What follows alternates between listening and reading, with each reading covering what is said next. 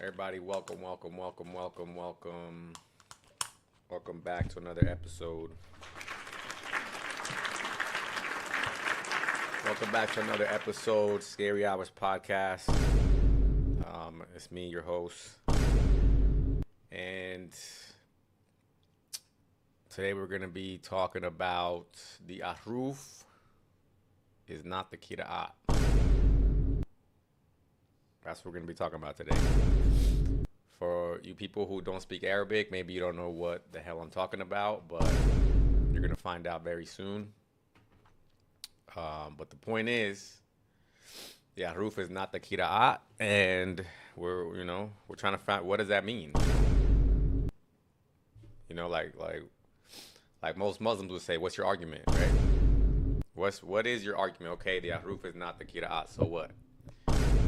But I just want to talk about that and, kind of just flesh out that idea because, that's just how I like to formulate my opinions. I don't, I try to do my best to write down things and try to formulate opinions.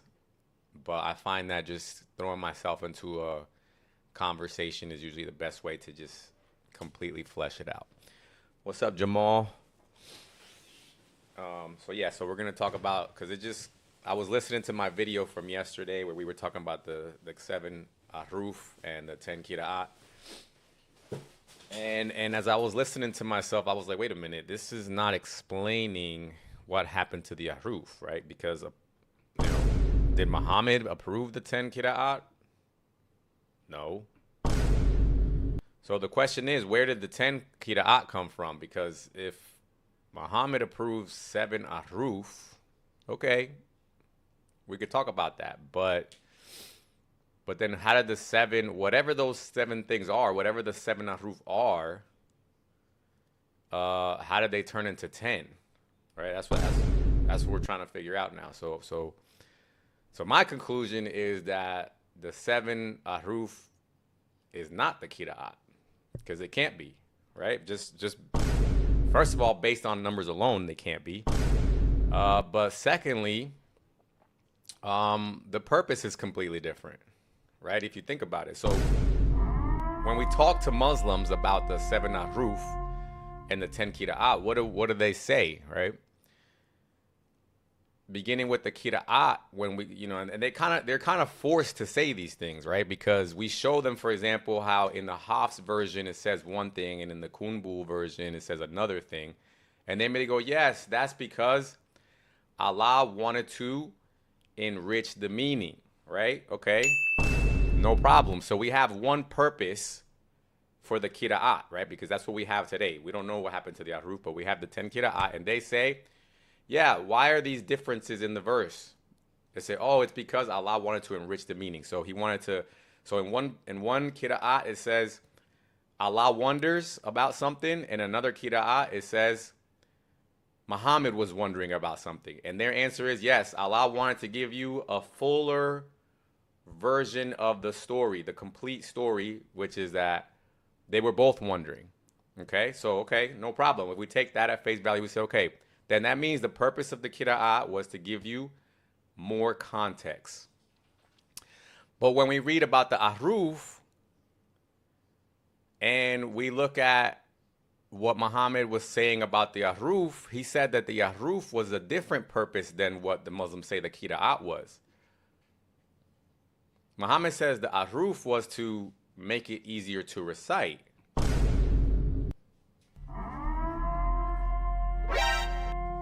Excuse me?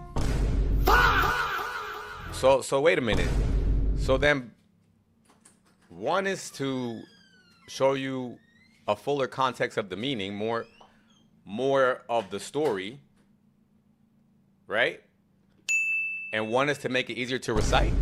So that means then by definition then the Ahruf is not the Qira'at, right? Because not only is there a different number of Ahruf than Qira'at, 7 versus 10, number 1, but the purpose of each one is completely different. So what are we talking about?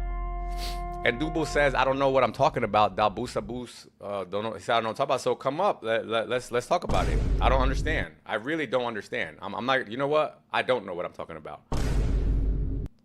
But it's based off of what I've been reading. So am I reading wrong? Is there a detail that I'm missing? These are just the facts that I have so far. Right? And so that's what we're asking today. How can the Ahruf be the Qira'at? That's what we're trying to find out. Any Muslims? Pashtun Goon, come up. Because you guys are all scholars, so just come up and explain to me, please. Dul Basub said he wants me to define Ahruf. Your scholars can't define Ahruf. So why do you want me to do it? How you doing, sir? What should I call you? You can call me Jay. Big J in the building. What's up, Jay? Yo, what's up? Nothing much, man. I'm trying to get to the bottom of things here. Yeah, the Ahruf is not the Qira'at. I agree. Boom, shakalaka. There we go. Okay. Is this an argument? Like we agree with this? No. So I'm trying to figure out what happened to the Ahruf. But you said the Ahruf is not the Qira'at. Right. It's not, What right? does that have to do with what happened to the Ahruf? That has nothing to do with that. Because do we have the Ahruf or do we have the Qira'at? Do we have the Ahruf or do we have the Qira'at? Yeah. Does it have to be one or the other? I don't know. That's what I'm So trying to it's figure not. out. They're I not haven't. mutually. Yeah, they're I don't not know, mutually dude, because I'm trying to exclusive. figure it out. Yeah, Bro, this topic. they're not when mutually I'm exclusive. It's like saying, do you have a phone or a car? Like I can have both. Okay. You have a phone or a car. You have both. Okay, but did Muhammad say you could have a Qira'at? A qira'ah, the term, right, comes after, but the content of the qira'at, it's existed in the time of the Prophet, and he allowed it. That's what I'm saying. No, it didn't, because what existed during the Prophet was the Ahruf. Yeah, and the qira'at have the contents of the ahruf. Do they? Yup. Let's prove that. Let me show you some Qira'at first. Let me pull these up. All right. Hold on a second. Let me put my screen on here for everybody. Let's see if I get any traction on my other account. I'll stay on longer. What am I hearing? Oh, TikTok. My bad. 1 second. Let me pull up my screen here. Make sure you can see which one is it. Studio groups. Okay, here we go. All right. You see my screen now? Mm-hmm. All right, cool. So let me pull up. All right. So you see Surah 37:12, for example, right? Okay. Surah 37:12 in the Hafs version, it says, "You wondered," right? Mm-hmm. Meaning, I guess it's talking about the Prophet, right? Yeah. So where's the qira'ah? This is the Qira'ah. This is the Hafs So Qira'ah. Hafs is the qira'ah, right? Yeah. And you said, and when you asked me, was the qira'at in the time of the Prophet, right? Mm-hmm. Okay. So was this available in the time of the Prophet? I don't think so. You don't think so? Mm-mm. Really? Yeah. Okay. What's your evidence? This didn't exist. That's what I'm trying to show you. So what was the stated purpose? Keep this in mind. What was the stated purpose of the Ahruf, according to Muhammad in the Hadith? I don't remember. You don't remember? Nope. It doesn't matter. It's not relevant. It super matters, because what we have, and this is what I'm seeing, we have something that is numerically different, number one, and then we also have something that's completely different in purpose. Okay? And so if I put those two What do together, you mean? Wait, say, 1 second. In purpose, as in meaning, right? Nope. No, I'm not talking about the. What is purpose? Hear me out. السلام عليكم. السلام عليكم. وعليكم السلام. كيفك حبيبي? I'm good, bro. How are you? Is this our Muslim brother? Our Muslim black Nah, brother? he's a murtad. He's a kafir. Hey, No. you gotta fight me to get the jizya right now, dog. Relax. No. He thinks we want to take over America, but he's from Africa and nobody wants Africa. You do. Dude, Nobody wants Africa. Why do you guys live keep in calling tents. me African, bro? What Nah, the bro, heck? You guys Sucks. live in tents and eat Like, monkeys, bro. he's- Nobody no, wants no, Africa, he's not brother. our subject. Trust me. Relax, dude. He's not our subject. Relax. All right. He's not our what? What did you say? He's not our subject. You're Israel's subject. Oh, damn. Okay, okay, okay. All right. Let me pull up the verse. See, we respect your masters. We don't we don't try to take subjects from somebody else. Hold on. What was that hadith, bro, where he explains about the guy that recited it? Oh no. Bro, it doesn't matter, bro. Just how does It this serve your does, point, brother. bro? It does. Look, I'm trying I to bring don't you I the don't need a whole All right, history all right, look, lesson, look. bro. All right, Like, how does this matter, All bro? right, let's get straight to it. Let's get straight to it. So when Muhammad was approached by his companions, right, and they were having an issue. You remember this scenario, right? And he said, I heard one guy saying it this way, and I say it a different way. Yeah, from he said him. both of their readings are okay. Both of the readings are okay, right? But what did he Yep. say? He said, recite in a way that is easier for you. Yeah, recite the huruf that is easier for you. Correct. And then in the other hadith where Muhammad was asking Jibril for the different ahruf, what was his stated reason for asking for it? Bro, I don't remember, bro. I'm just saying, how is this relevant? Same thing, same reason. It was because he wanted to make it easier for the people. Okay, so it's the same Okay. reason. Okay. Correct. So this is ahruf. So the purpose of ahruf was to make it easier for people to read, right? So what would Yes. that Okay. so what would that imply? What do you mean imply, bro? Yeah, so why would one be easier to read over another? Why? Go ahead. Because because it's not, some of the differences are dialectic. They're not just the meaning. Boom shakalaka. Thank you. You're amazing. Beautiful. Some of the amazing, differences, not all the beautiful, differences. Amazing, beautiful. Okay. So when Muhammad, as far as Muhammad, I'm not talking about what you think or what I think. I'm talking about when Muhammad asked for the ahruf, he said from his own mouth that it was the purpose to make it easier, right? And if we just extrapolate, What do you think? By the way, what do you think follows from that? so I'm trying to tell you right now. So what follows from that is it would have to do in regards to dialect, because that's the only thing that would make sense, that would make it easier for people to read. But okay, so when you realize if Okay. you have, So, if, but no, yeah, one second, now, one but second, I now, don't- I don't- I don't fully but when we agree, go though. to, but when we go to the But I haven't- kira'at, but when we Bruh. go to the kira'at, we don't find just dialectic differences. I don't think you understand. We find different words. Bro, are that you gonna give let me it- talk? Well, I'm gonna let you as soon as I finish. We're not gonna move on yet. We find different words with different meanings that have nothing to do res- with dialect. So now, let me does respond. that fall? Pause. Does that fall under the umbrella of making it easier to read? Yes, I'll explain why. No, it doesn't. Because when I ask Bro, a Muslim, when I ask you a Muslim, can't say- brother, when I ask a Muslim, Quran, why does it say show me. different things? Okay, show me two different Qurans. You say it's to add to the meaning, to give it more meaning, to give you more of the story. So now that's It's two both. complete. So It's now both. that's two different purposes. No, what's up? Okay, Two can I respond? completely different Are you gonna let me purposes. talk? Are you One gonna is let me to talk? yeah, I am, but as soon as I finish. So one is to make it easier to read, and one is to give you more of the story. Two All different right, so purposes. let me respond to that. Let me Two respond to different that. purposes. Let me respond to that without interruption, please. All right. So two things, right? First, two things to explain this. First, the prophet saying that they were revealed to be make it easier for the people to recite. That can pick out both meaning and expression How? and pronunciation. How? I'll explain, but let me finish. Let me finish first. That So doesn't the make sense to prophet me saying so that far. it was revealed for this reason does not exclude other reasons. It simply references the main reason, right? The second thing is, if you have an Arab person who does not have malik, the word malik in his dialect, it's not easy to say, it's not used, then he would say maliki yawmiddin. So there's no issue there. It's not mutually exclusive. So then you don't have an argument. Brother, you let me slow it down for everybody to understand. What Then you're you trying don't to have say. an argument then. Yeah, bro. yeah. Just let me just explain to everybody what you just said, right? You're arguing to me that the ahruf and the kira'at don't contradict each other. That's not what I'm saying.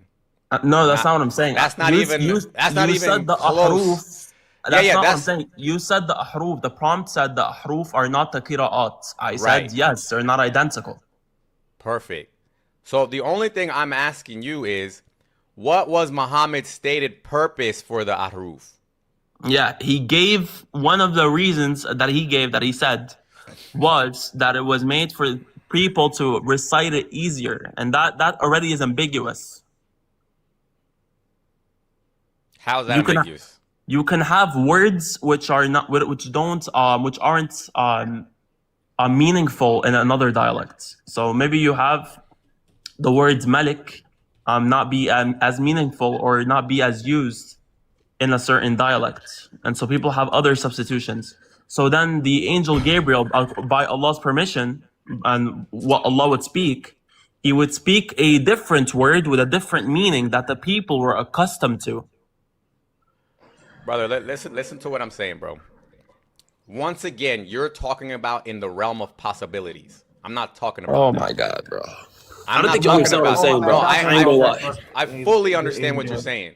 All right, bro. Tell me what I said. But you're trying to say that Tell me what I said. you're trying to say that Muhammad asking for an easier recitation does not contradict giving Well, it's more ambiguous. meaning. What means easy? I'm saying that it's ambiguous. Can we agree that technically speaking, giving an easier reading is different than giving more context? Can we agree that that's just technically different? Than giving more context? Yes, because the ahruf, as far as I can tell, Muhammad wanted it to make it easier to read. Yeah, more context is the larger purpose. It's not the direct purpose. Who said? Did Muhammad himself say that? No, but it's based on the nature of the ahruf. Okay, and that's my point, right? It's implied. Muhammad, no, you're just making that up ad hoc. It isn't? Because where is it implied? Where? Show me. I'll tell you where it's implied. If we have several ahruf that we can trace to the Prophet. No, you can't trace it to the Prophet. Oh, we can't? You cannot. No. Prove Suyuti says. Prove we can't. So here, I'll pull it up. Prove we can't. So Suyuti, where's the verse? Hold on, where's the book? Hold on 1 second. So why did the Prophet acknowledge 7 readings? Brother, he did not. The Prophet acknowledged 7 ahruf. You guys are talking about 10 kira'at. Yeah, we're saying that's not the same thing. We're saying the qira'at have the same content as the ahruf. They can't have the same, and that's the part I'm disputing because the purpose of them is different. So why do we have chains to the students of the Sahaba? Okay, perfect. Those chains, do they go to pre-Uthman book burning or are those post-Uthman book burning? Well, they go to the Prophet, so clearly pre-Uthman burning. Brother. What you asked me? Why do we have chains to the 7 reciters? What did I just say? I don't care about that. I'm going back to what you first said. Just to be clear. You asked me a question.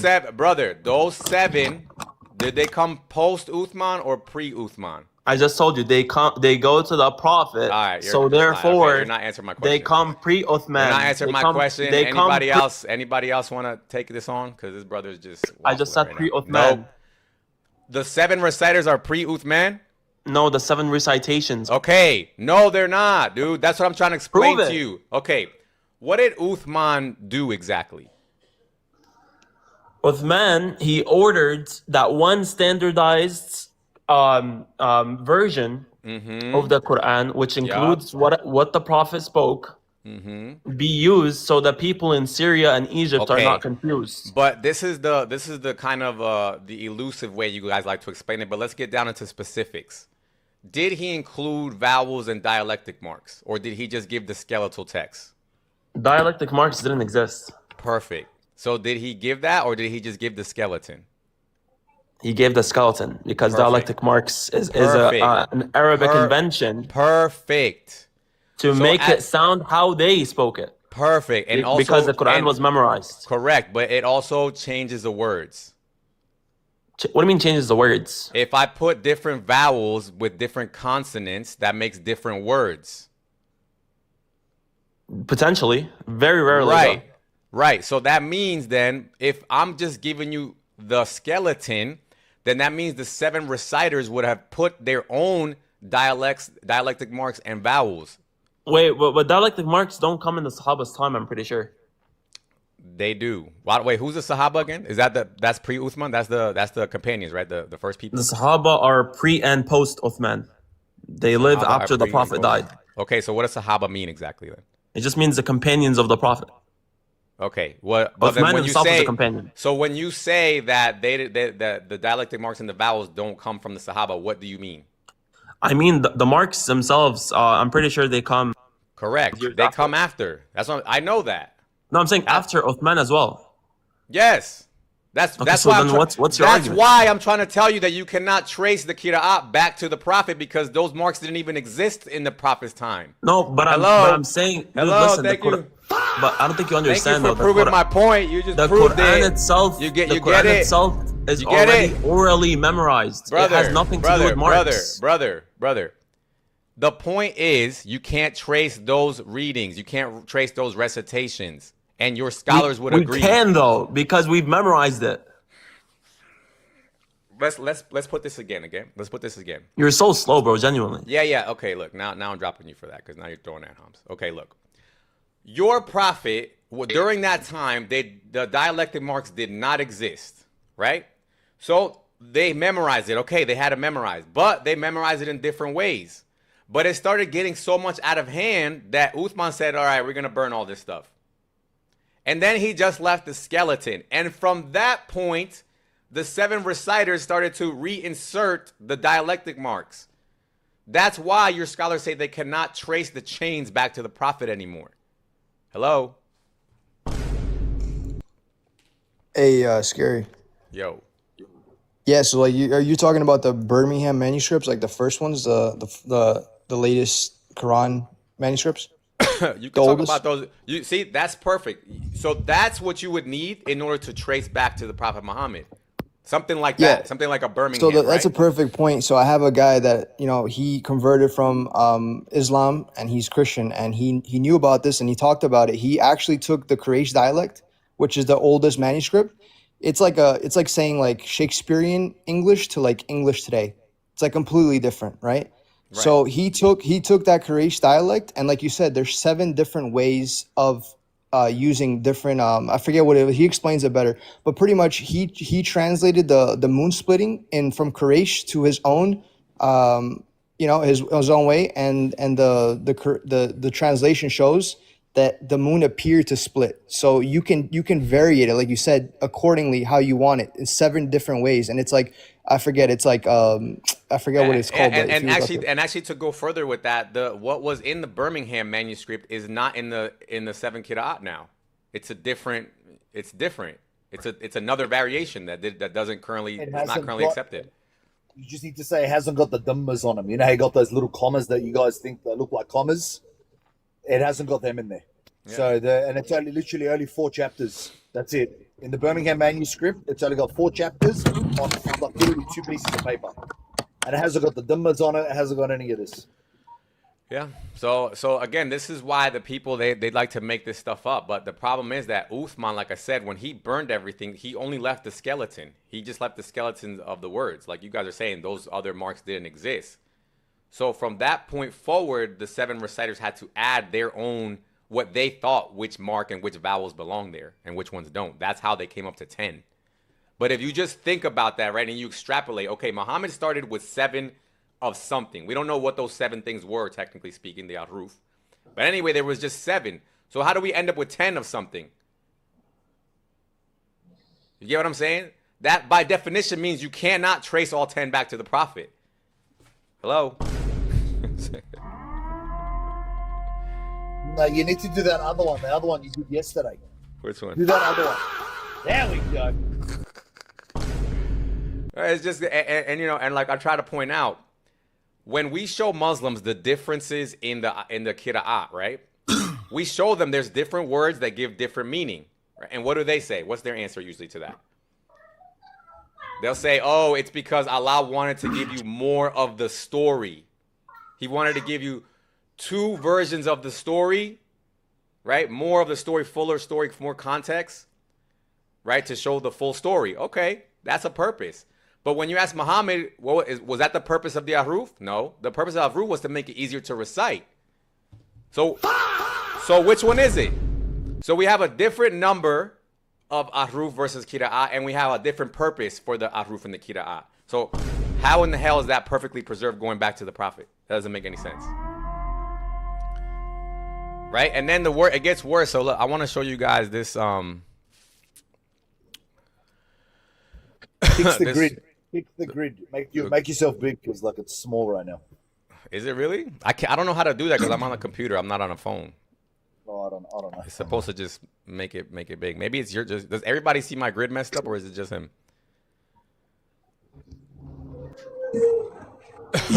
You Christian, bro? I'm preaching, dude. Why? No, which faith you follow? I don't follow faith. Yeah. So what are you Yeah. trying to prove? That the Ahruf is not the Qira'at. Nah, scary low key Christian. Don't tell him. Don't tell him. What do you got to say about that? That the Ahruf is not the Qira'at. Well, every region, like every region have a different dialect. Like if you look at the Arabic, it's a one language essentially, but it's like a tree. You know, like you have branches that speak. Like if you look at it, the Arabian Peninsula was not civilized before the time of the Prophet. So, like say the nomads with the sheep and the camels, they used to live in the desert. Yep. So they never had a chance to be civilized with the people. So that's why you get a different recitation of the Quran. So it's dialect, right? Yeah, it's a dialect. They have a different dialect. Ferris, come up, Ferris. I saw you in the guest box and then you deleted yourself. What happened? Okay, so it's different dialect, right, brother? So then Yes, why? sir. So explain this one to me. Okay. So look at this in Quran 10:16, right? Yeah. It says, "If Allah had willed, I would not have recited it to you, nor would Okay. He have made it known to you." That's in the Hafs version, right? In Okay, the Surah in 10. the Kunbul version, it says, "If Allah had willed, I would not have recited it to you, but Allah would have made it known to you."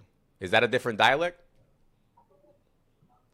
Or your screen is now like yeah. Now, if Allah had willed, I would not have recited it to you, nor would He have made it known to you. He would have made it known to you. So what we believe, right? What like our beliefs are. We believe the Quran was written like it was written when the pen was made. So like before Adam, that's our beliefs. Before Adam, before Muhammad, we believe the Quran was on the heavens. It was written and preserved. Muhammad, Prophet Muhammad, he came. So which one of these was written and preserved in the preserved tablet in heaven? Everything, the Quran, all the chapters were preserved and written. I know believe, that, but we believe this that, is the look, brother. look, Zai, let me explain it to you again. This is the same chapter and the same surah. This is not, or same surah and same ayah. This is the same one. This is not a different chapter. Okay. What I'm saying to you is you have the Hafs and you have the Kunbul. Have you heard of these before? I'm gonna be honest with you. I haven't like given like a deep study No, of that's the fine. Quran. That's fine. That's fine. Have you ever heard of the Qira'at? The 10 Yes, Qira'at? the recitations. Yeah. Okay. Yeah. So these are those recitations. This is on the screen. So you have the Hafs Qira'at and you have the Kunbul Qira'at. Okay. Okay. The problem is the Hafs Qira'at says something different from the Kunbul Qira'at. Yeah, that's like a sentence. You develop a sentence. You can't, when you develop a verse, you can't just stay in like one thing. So you have to develop it. You know. Zai, what I'm trying to explain to you is the difference here is not dialectic. In one version, it says he would have made it known. In the other version, it says he would not have made it known. That's a contradiction. Let me look at that. Surah 10 verse 16. Okay, Yeah. let me look. Yeah. And the point of this is that the context of this verse is Muhammad was trying to prove that he was a prophet from God. So when you read previous verses, he was saying, "You guys, you know me. For 40 years, you know me, and I've never spoken like this. So if Allah willed, I would not have recited it to you, nor would he have made it known." That makes sense.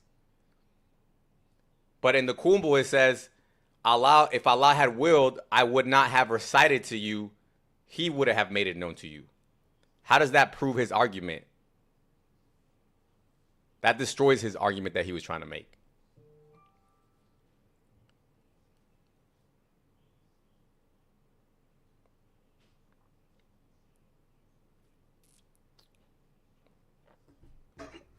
Okay, so Surah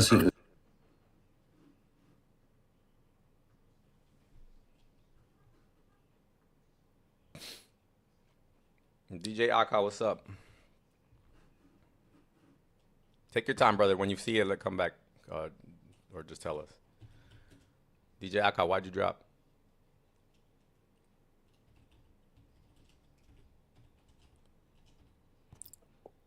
And also scary, my boy was Muslim. He did his he got the Quraysh dialect, which I told you is the oldest one, and he translated the jizya one, you know, where they say you have to unalive them. And he did it in, you know, you could choose 7 modes, right? He chose one of the modes, and the translation comes out not violent at all. So like depending on how you translate the original Quraysh dialect, it can be totally different. Like I said, there's the moon one too that he translated, and it says the moon appeared to be split. It doesn't even say that the moon was split. So it's pretty interesting. Yeah, I have a friend that talks about I think it's the word for unaliving there is like katula or katuli or something like that. I think he told me. And he said, yeah, that, and I guess in the Haas version, it's saying it in a violent way and with the purpose of unaliving. And then, so you're saying in the other version that doesn't say that. Yeah, because he chooses, like I said, in the Quraysh dialect, there's 7 different ways that I forget what the 7 ways are, but you can choose depending on what makes sense, and like you said, in the context, depending. That's how like the Quraysh dialect works, and he chose a mode that made sense to that context, and it comes out non-violent. So, yeah. So depending on how you recite it, it comes out differently. Yeah, Katelo. Somebody just put it in the comments. It's Katelo. Katelo. I don't know how to say that. Katelo or something like that. That's the word that's violent. So yeah, it's pretty obvious, guys. Like, I mean, when you look at what the scholars are saying, right? They're saying we don't know what these ahruf are. But you have to think, what could they possibly be seeing where they can't just easily say, yeah, ahruf means dialect, like most Muslims are saying now. Yeah, bro. Now, like you like reciting Surah 10, chapter 6, verse 16. Now recite the verse 15 and 16. That adds up to the verse you're reciting, because that's when the pagans, they demanded so if you recite, can you look at the verse 15 and 16 and 17? Then you would know. Yes, let's read it. Okay, go to. All right, so we have excuse me. This is verse 15. And Okay. when our verses are recited to them as clear as evidence, those who do not expect the meeting with us say, "Bring us a Quran other than this, or change it." Say, O Muhammad, it is not for me to change it on my own accord. I only follow what is revealed to me. Indeed, I fear, if I should disobey my Lord, the punishment of a tremendous day. Exactly. Now come read the 6th. Yeah. Hold on, brother. You can't say exactly yet. We didn't even say anything yet. Okay. So if Allah had willed, I would not have recited it to you, nor would he have made it known to you. Right? So think about this. Here, Muhammad is saying to the disbelievers, right? Listen, I only do what God wants me to do, right? Yeah, right. And he's trying to prove that by saying, so if Allah would have willed, neither I would have recited it to you, and God wouldn't have either. Yeah, because we believe in predestiny. You know, we believe in predestiny. I understand that, but that's only what the Hafs version says. The Kumbul says the opposite. In the Kumbul version, he says, look, I only do what God tells me to do. If God would have willed, I wouldn't have recited it, but Allah would have. You know, Does that make sense? Does that make sense to you? No, because when it comes, no, you're right. It doesn't, because it destroys his argument. He's basically saying I'm irrelevant in this story because if I didn't tell you, God would have anyway, so I'm not really necessary. In the other one, he's saying he was trying to explain why he was necessary in the equation. You get that? No man is necessary when it comes to God. I know. So, yeah. So which one was he trying to say? Was he trying to say that it would have been revealed either way, or it wouldn't have been revealed. That's the question, because the Hafs and the Kumbor are trying to convey two different messages. That's my point. The thing is, you can't just like you know, if you go look at the religion and grab like a one sentence, because our belief is that Muhammad was Zay, can you be honest? Can you be honest with me? Yeah, of course. You said, when I first asked you, you said that the differences were just dialectic, just dialects, because everybody's from a different tribe, right? And they speak different dialects. And even Muhammad said it should be basically dialects, because he said the purpose of the 7 ahruf was to make it easier to recite. But when we're reading these two differences here, this is not easier to recite. This is just different words with different meanings. So this is not dialect. But you are reciting the English version. Let me ask you don't this. have no clue. Let me ask you this. How many ahruf did Muhammad approve or ask for? How many ahruf? Yeah. Look, because brother, just answer the question. I don't need an explanation yet. Just answer how many. No. Brother, I don't how know the many? exact number. The thing is, it was 7. It was 7. It was 7? Yes. Now, how many karat do we have? Kirat, like everybody can have a different kirat. How many karat do we have? The recitation? Yes. Like I told you, we have 10. We have 10. But there's like more than 10 dialects, the kirats. Like everybody's Bro, even better. So think about what you're saying. So can we trace these back to the Prophet Muhammad? Yes, of course. Oh my God, bro. We have the where do you believe? What book you believe in? I don't believe in books. I'm not a Christian. I'm not a Muslim. I'm not a Christian. I'm not a Jew. So what? Like, what are you asking? So what? You are atheist? You don't have beliefs? I believe in God. I don't believe in. So how can you not believe in the revelation then? Because you have to prove to me that this is a revelation first. This has been proven. It's like look at the numbers. Look at the numbers. How many people? Hold on, Sai. We got Zam. We got Sham up. Sham, what's up? What's up, man? How we doing? Good, brother. How you doing? Good. Talk to me. What's up, man? I just saw. Is Zaid Muslim? Yeah, Zai's Muslim. Okay, I'm Muslim too. So I see that you were just having some issues communicating with each other. I was just wondering if I could bridge that gap. Please do. Help me out here. You guys were talking about the ahruf and the recitations and stuff. So what's the contention there? So my contention is that the ahruf is not the qira'at. They're not. Right. So there's no contention that there's two. They're separate. They're viewed separately. Correct. Yeah. So what are you saying about it? If they're not ahruf, are not qira, what are you looking at? So so let's explain why this is a problem. So what was the purpose of the ahruf? It's for different Qurayshis, different people. Correct. So according to Muhammad's own word, he said the purpose of the ahruf was to make it easier to recite. Yeah. Right? So that would imply dialect, right? No. Not easier to recite. Who said that? Muhammad did. No. Yes, he did. Easier to recite for whom? It's right here on the screen. Everybody? It's right on the screen. Wouldn't have it's not right, all brother. of us It's right speak the here, same brother. letter. It's right here on the screen. It says it was revealed in this way. The Quran has been revealed in 7 different ways. So recite it in a way that is easier for you. Easier for you, not easier to recite. There's a difference between these two sentences. My God, why would it be easier for them? Because that's their tongue, native tongue. But correct. So meaning the meaning does not change. Okay. It's the same meaning. Created. You're making my point without realizing it. Created. Okay. If they have a different tongue, does that mean one speaks Arabic and one speaks English, or they're both speaking Arabic? They're both this is what we're trying to get. No, create. Just please answer my question without adding. Okay. They're speaking Arabic. I know this. I'm being like, what's the word I'm looking for? facetious or whatever. They both speak Arabic. So that means if they have some differences between their Arabic, that would be called a dialect. Okay? So as far as what we can tell, Muhammad is saying this dialect difference should make it easier for you to recite it in your own dialect, right? And that was his stated purpose for the Ahruf. Even the other hadith where Muhammad says that he was begging the angel Gabriel. He was saying, my people, they need help. My people, can you give me another Ahruf?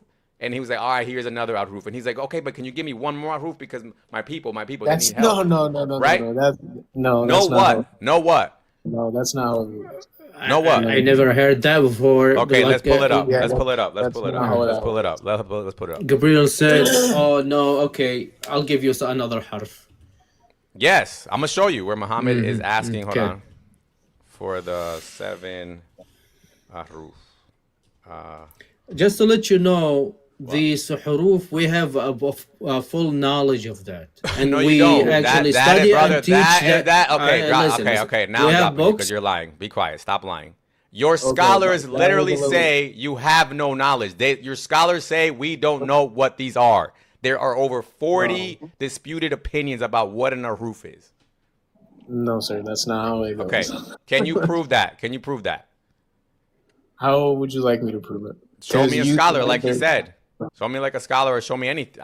Show me anything. I don't know. Whatever you want. Show me anything. No, it's not anything because you. No, I'm not say- saying it is anything. I'm giving you. I'm saying you show me anything. Whatever you have that proves that your scholars or Muslims in general know what an Ahruf is. Please show that, or tell me what's a Google. Can I finish? Okay. So Okay, go sit down. Go finish in the comment section. Where's this? It's not the one that I'm looking for.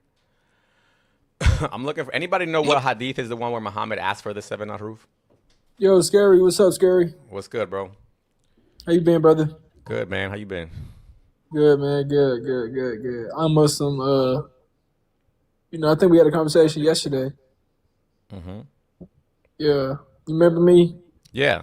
Well, kind of, but I remember. You sound familiar. Okay. Do you remember do you know the? Because I'm looking for this hadith where Muhammad said, "Oh Allah, forgive my ummah, as I deferred the third request for the day," and he was asking for the different ahruf. Do you know that hadith?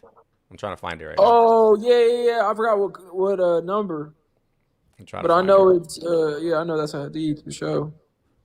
Let me try to find it. Yeah. So what? Oh, here we go. I found it. Okay. Oh, yeah, let me just read this real quick. So this is supposedly when Muhammad was asking for the 7 Ahruf. So it says here, the messenger of Allah. Hold on a second. Let me click on this so I could highlight it. It says the messenger of Allah was by a pond belonging to Banu Gifar.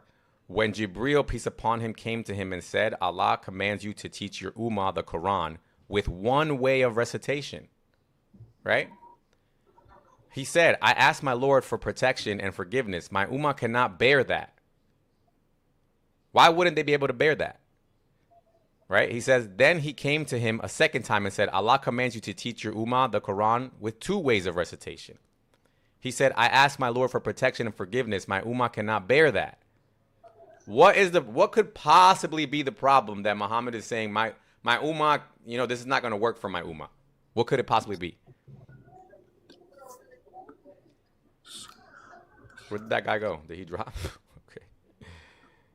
Okay. So it says that then he came to him a second time, my ummah recitation, I asked my protection, my ummah cannot bear that. Then he came to him a third time and said, Allah commands you to teach your ummah the Quran in 3 different ways. He said, my Lord, for protection and forgiveness, my ummah cannot bear that. Then he came to him a 4th time. He said, teach your ummah the Quran with 7 ways of recitation, right? And whichever they recite, it will be correct. So what was the problem here? Well, I don't understand. What was the problem? Can somebody please, in a concise way, explain to me what could have possibly been the problem?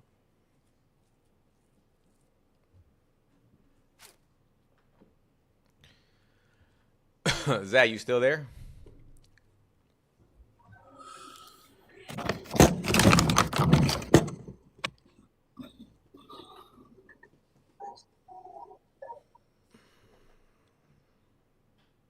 Zay, Yes, sir. what do you think about this story here? Magzilla, come up if you think about it. Yes, It's Jamal. Dialectical difference is the only explanation for this hadith. Go ahead, Zay. What'd you say? It's it's essentially adds up to like making it easier because we believe Easier. that. Thank Yeah. you. Easier. No problem. This is what I'm trying to help you guys understand. The purpose of the ahruf is different from the purpose of the kira'at.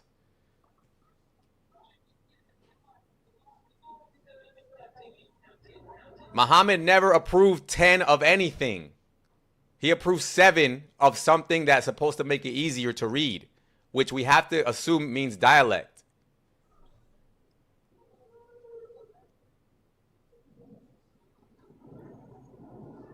And he says, whichever of these 7 you recite, that will be correct. So that means if you have an 8th, that's incorrect. If you have a 9th, that's incorrect. If you have a 10th, that's incorrect. Right?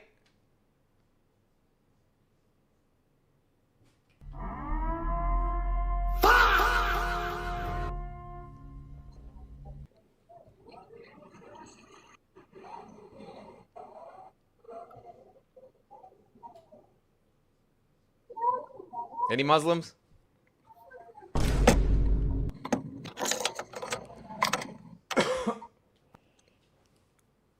So when we look at the Qira'at, you would expect them to just be dialectic differences because that's the only thing that was approved. However, when you look at the Qira'at, the Muslims all of a sudden say, oh no, we show them things that are clearly not just dialectic differences. They're changings of meanings of the words, showing different parts of the story. So they say, yeah, because the purpose of the Qira'at is to show different parts of the story.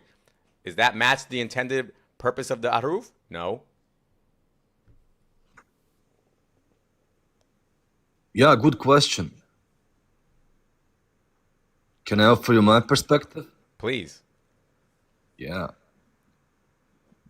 The Quran is revealed in the 7 Qira'at. No. So all that, listen. Brother, no, you're already starting off wrong. The Quran was revealed in 7 Ahruf, according to this, supposedly. Okay. This is the language barrier I have. But you know what I mean. Okay. I know, but we need to be careful So because all look, of the the top, 7 ways. hold on, let me just show you something. Let me just show you. Hold on, I got you. Pause for a second. Just pause for a second.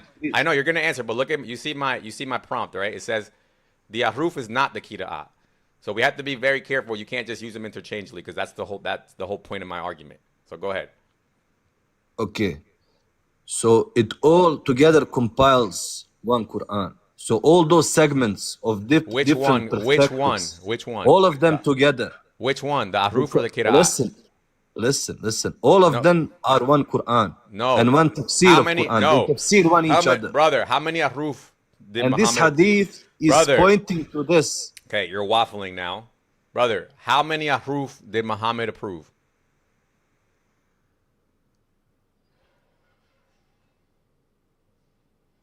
He dropped. What the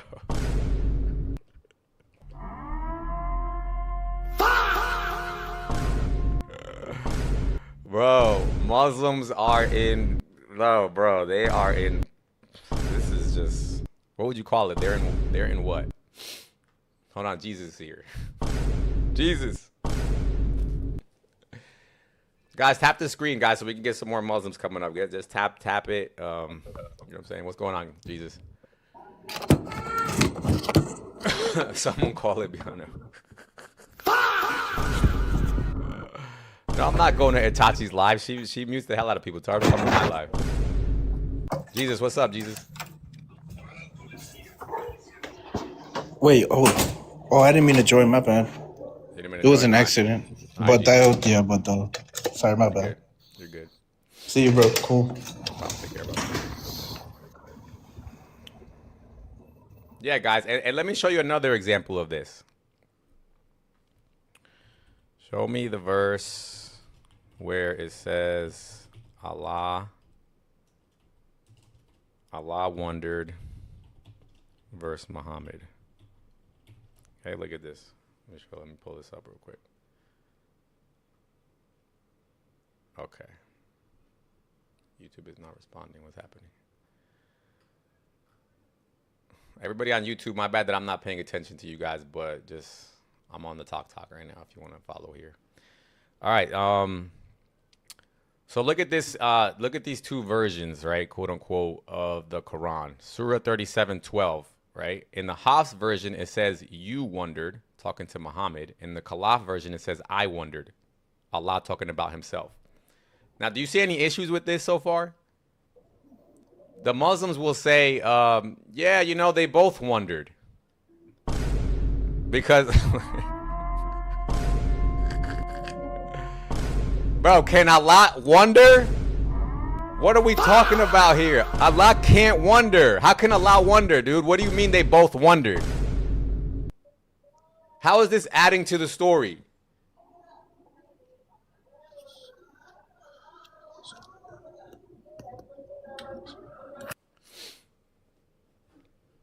Will you be on tonight, 7 p.m.? I'll tell Hitachi to come on. I don't. Yeah, I'm assuming so. I'm gonna probably be here for a good 4 or 5 hours, so I'll probably be on. Yeah.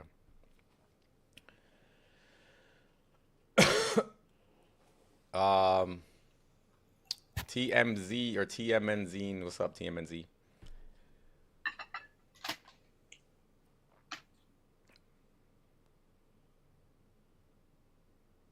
He dropped himself.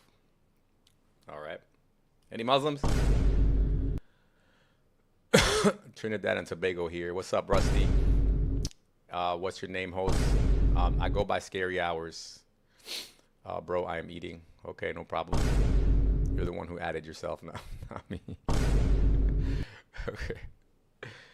Yeah, guys. So just, I don't know what to say anymore.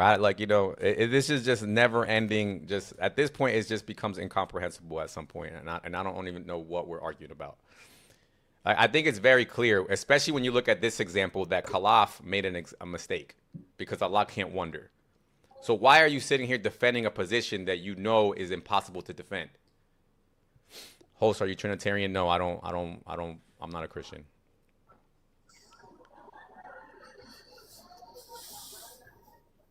Exactly, Zavert. Host is cooking or in a different dialect, host is baking. Yo, what the heck? Yo, voice of reason, that's crazy, dude. Oh, shoot. Cool shave, man. Look really good. Thank you, brother. Yeah, I just shaved today. Yeah, bro, it just doesn't make any sense, dude. What is this adding? Think about what is Khalaf trying to add to our understanding? That Allah can wonder? That's what he wants us to know, that we didn't know from the Hafs. The Hafs version makes sense, right? That Muhammad was wondering about something. No problem. That's probably the original, right? But then you have Khalaf saying, no, it wasn't Muhammad wondering, it was actually Allah wondering. And don't worry, because we allow 7 modes of recitation to give you further understanding. Further understanding of what? That Allah can wonder? That Allah doesn't know all things? That Allah was surprised about something? What are we learning here? And how does this make it easier to read?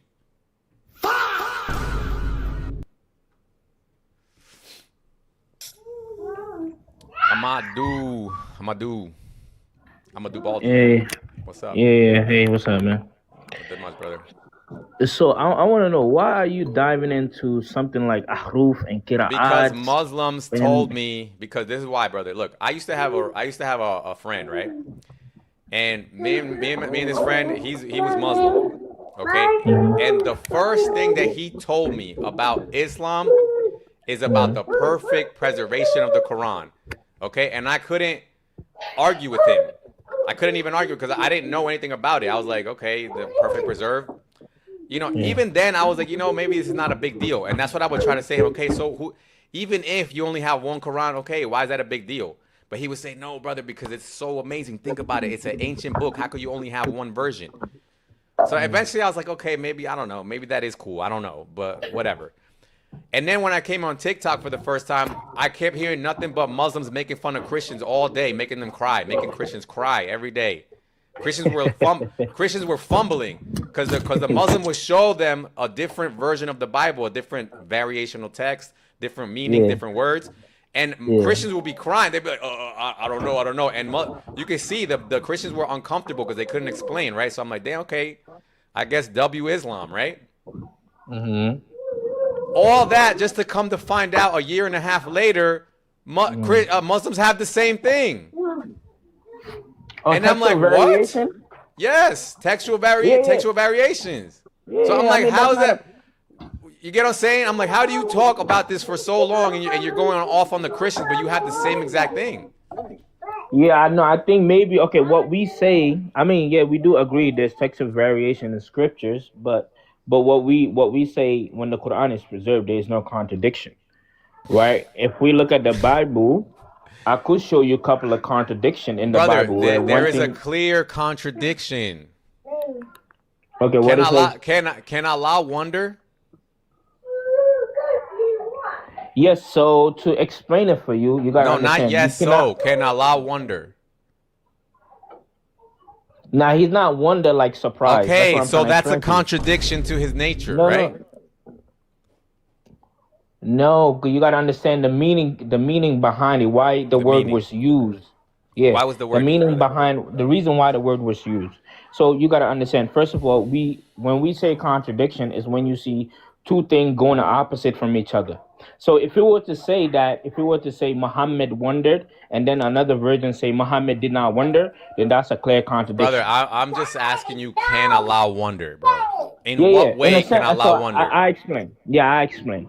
The reason why the Quran says Allah wondered, because it is just explaining how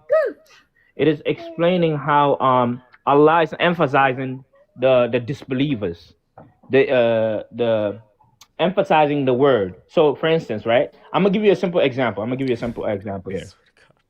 So let's say a king, right? A king.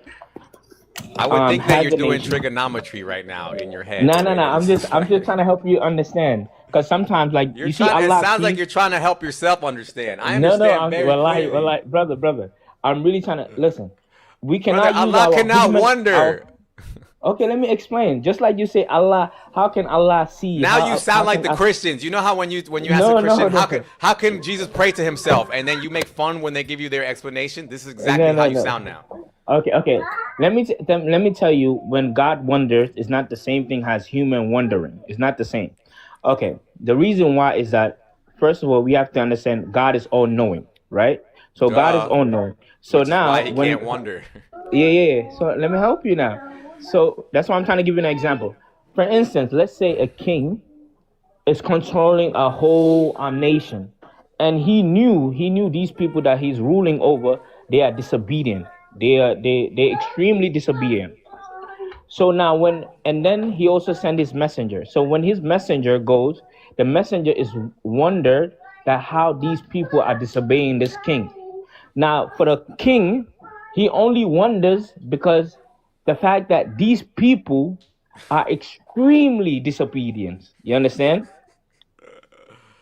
I'm actually curious to see what is the context of this verse here. Have you ever read this whole surah here? I never read the whole thing. Let me read it. I mean, I read it. So I read some of it. But do you understand what I just said? Yep. Yeah. Okay. But I want you to know. Don't say. Hold on. Let's break down your analogy, right? Mm-hmm. What you're basically saying is that the king cannot understand how these people could be so disobedient, right? Not he cannot understand. He understands. It's just that he's emphasizing the disobedience on them. He's emphasizing how extreme they have gone. You understand? Where the messenger is only wondering because he is surprised. You understand? Okay, I know you get it, bro. Let's put a pin there. I really don't, but I'm gonna try to get it. I feel like you may have a point, so I'm gonna just give me a second. I'm gonna read the context. What is it again? 37:10, right? Yeah. All right, let me read this. So, but so that's what I want to tell you. Also, that's not a contradiction right there. If we were to say so check this out. So let me just steal, man, what you're saying. So what you're saying is that what Allah is doing by giving you the Hafs and the what's the other one? What he's doing and giving you the Hafs and the Khalaf is that he's giving you more details about the same story, right? No, it's not more details. It's not more details. What do you mean? It's just if Muhammad in the Hafs is wondering, and you're saying in the Khalaf Allah is wondering, but he's wondering in a different way than Muhammad. right? Then that's giving you more of the story. No, it's just saying that they both wondered. But now you just have to come to the conclusion when Allah wonders and where the Brother, Prophet wonders brother, is too. understand what I'm saying to you. If I only read the Hafs, would I know that they both wonder? If you read the half, you would just read one. You read, okay, let's say you read Muhammad wonders, for instance. Right, so I wouldn't know that Allah wonders. If you don't read the other one, yeah. Right. So I said it's giving you more of the story, right? No, if you just read one of it, it's sufficient. You don't need to. If Brother, you read the other one, I'm not saying whether you think it's sufficient. I'm just saying I wouldn't know half of the story. Well, okay, tell me how you wouldn't know half of the story. Like, because I don't get it. When I read the full Quran, it's saying they both wonder. Yes, if you read both of them. Yes, but when I read one of them, I only know one of them wondered, so I'm missing a detail. Even if you think that detail is irrelevant. Let's say I grant it. Okay, no problem. Okay, right. What's the issue with that? Okay, so now, when I read the Hafs, am I reading the full Quran?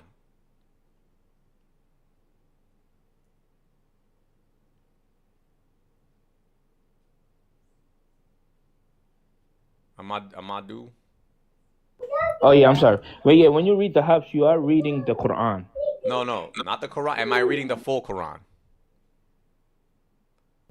The Hafs is the full Quran, yeah. So Okay.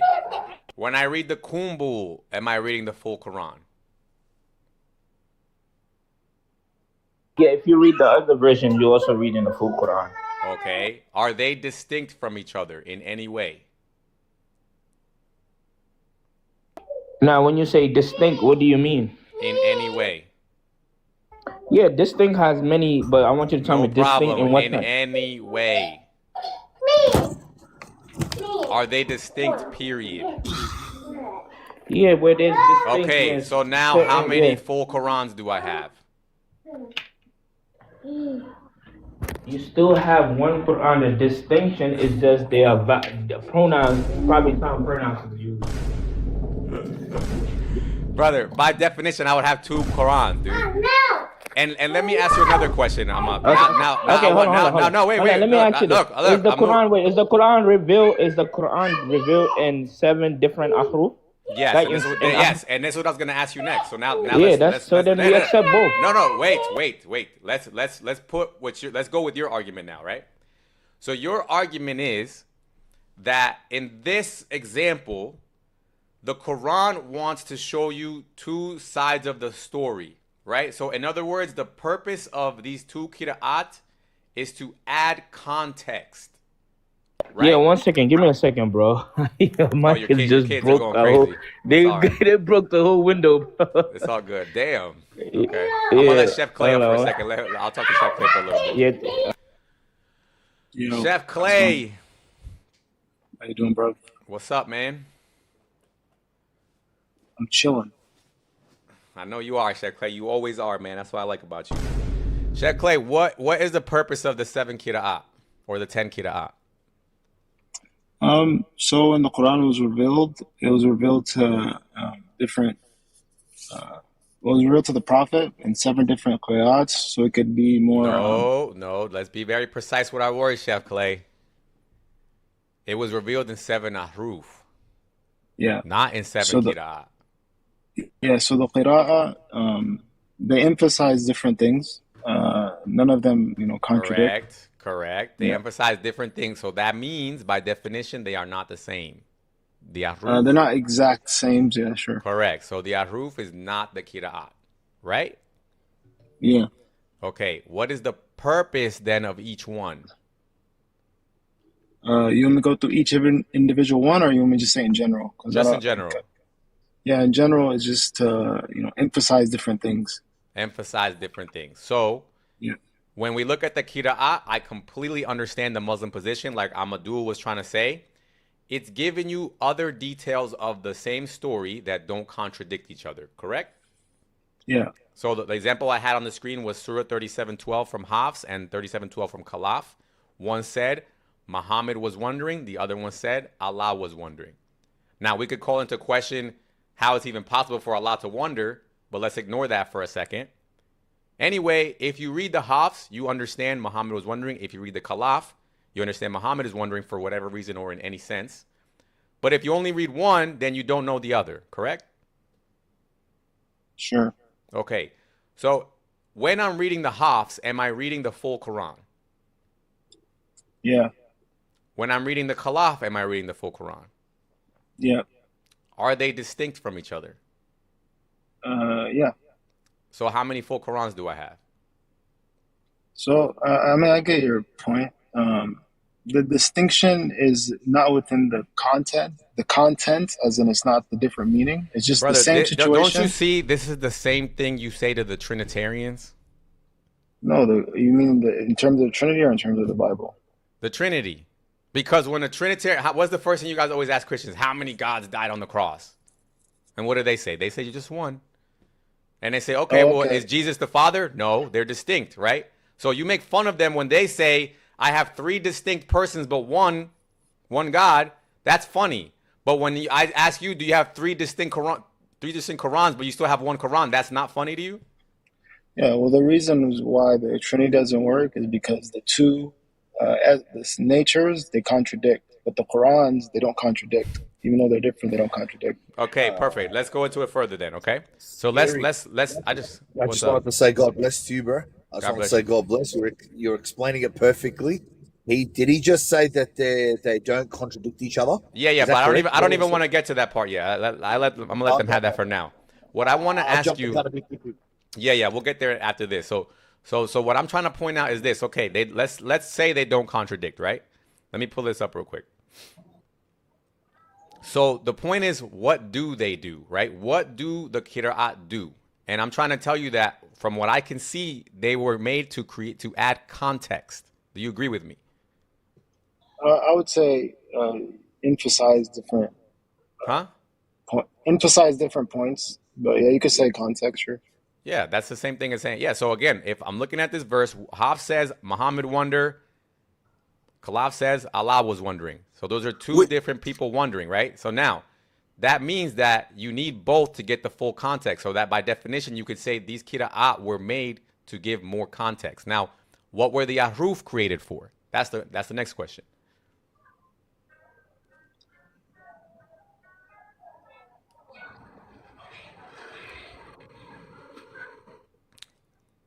So you see here, look at this hadith. Muhammad explains why. It says it was revealed in this way.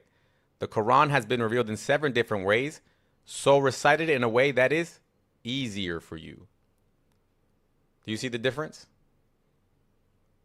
The Ahruf was made to make it easier to read. The Qira'at was made to add more context. Sure. So can the Ahruf be the Qira'at? No. And Muhammad only approved 7 Ahruf, but there's 10 Qira'at. So again, can the Ahruf be the Qira'at? No. Yeah, and but then, Qira'at, the Ahruf, the reason why it's different is just basically vowel points. Because like if you're a non-Arab speaker, and brother, listen. We're going to talk about that in a second. But let's get into the details of this, right? Wait, where's this? Recited it. No, not this one. I heard him reciting Furqan. No, not this one. Here we go. Okay, look at this. Then he came to him aforetime and said, Allah commands you to teach your ummah the Quran with 7 ways. And whichever of those ways they recite will be correct. So how many ways are correct to recite? 7. 7. So if you have 8, that's incorrect. Yeah. What if you have 9? Incorrect. What do you got 10? Incorrect. You see it? Yep. And yet Muslims will say, oh, we could trace the 10 Qira'at back to the Prophet. No, you can't, because he only approved 7 of whatever it is. If you think the Ahruf is something similar to the Qira'at, okay, whatever it is, Muhammad only approved 7 of those. So how do you end up with 10? Yeah, so the Ahruf is just the vowel points that are added, and it's because of non-Arab speakers, it would not be possible for them to read it without vowel points. So they need the vowel points. So let's be clear, brother. It's not non-Arab speakers. It's Arab speakers with different dialects. No, I'm talking about the haruf. I'm Like, talking haruf about just that means too. vowel points. Let's read the verse. Yeah. Let's read the verse, bro. Look at this. Look at this hadith. Gifar. Oh, I'm sorry. Go up a little bit.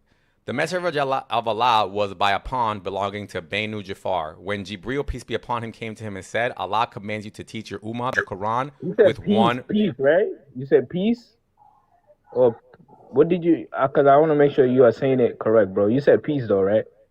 Because if you're going to be, did you insult or did you say peace? He said peace, bro. He said What are you peace. talking about? Nah, because some people be insulting. Like, I want to make sure I heard you clear, bro.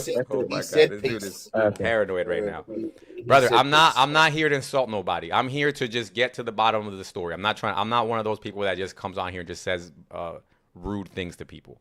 I'm just reading your hadith, okay? So look, so let's read it again. So the messenger of Allah was by a pond belonging to Banu Jafar, Jibril, when peace be upon him, right, came to him and said, Allah commands you to teach your ummah the Quran with one way of recitation. He said, I asked my Lord for protection and forgiveness. My ummah cannot bear that. What would be the reason why the ummah couldn't bear that? I'm not sure. I want you to think about this. Why could they not bear that? Then he came to him a second time and said, Allah. It's scary, brother. Yeah, because the Arabian Peninsula at that time was a very tribal. That I told you they were very uncivilized people. Correct. So that means they would need different dialects. Yeah, you can say it that way. Yeah. Right. So that's the only thing that could make sense in this story. Let's keep reading. Then It makes sense then, right? So far, at least it makes sense. Okay, so far, Zai, but you're still not catching the second half. Let's get there. Hold on. Then he came to him a second time and said, Allah commands you to teach your ummah with two ways of recitation. He said, I asked my Lord for protection and forgiveness. My ummah cannot bear that. Then he came to him a third time and said, Allah commands you to teach your ummah the Quran in three ways of recitation. He said, I asked my Lord for protection. They cannot bear that. Then he came to him a fourth time. The angel Jibril just got tired of it and said, Allah commands you to teach your Quran in 7 ways. Right? Okay. 7 ways. How do we end up with 10? Yeah, so the difference between the qira'at and the haruf, like you said, the haruf is just the vowel points. Brother, I really want you to understand.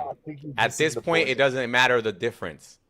The point is only 7 ways of recitation are approved. Yeah, so you just want to understand what is the qira'at then, right? No, bro. He's asking.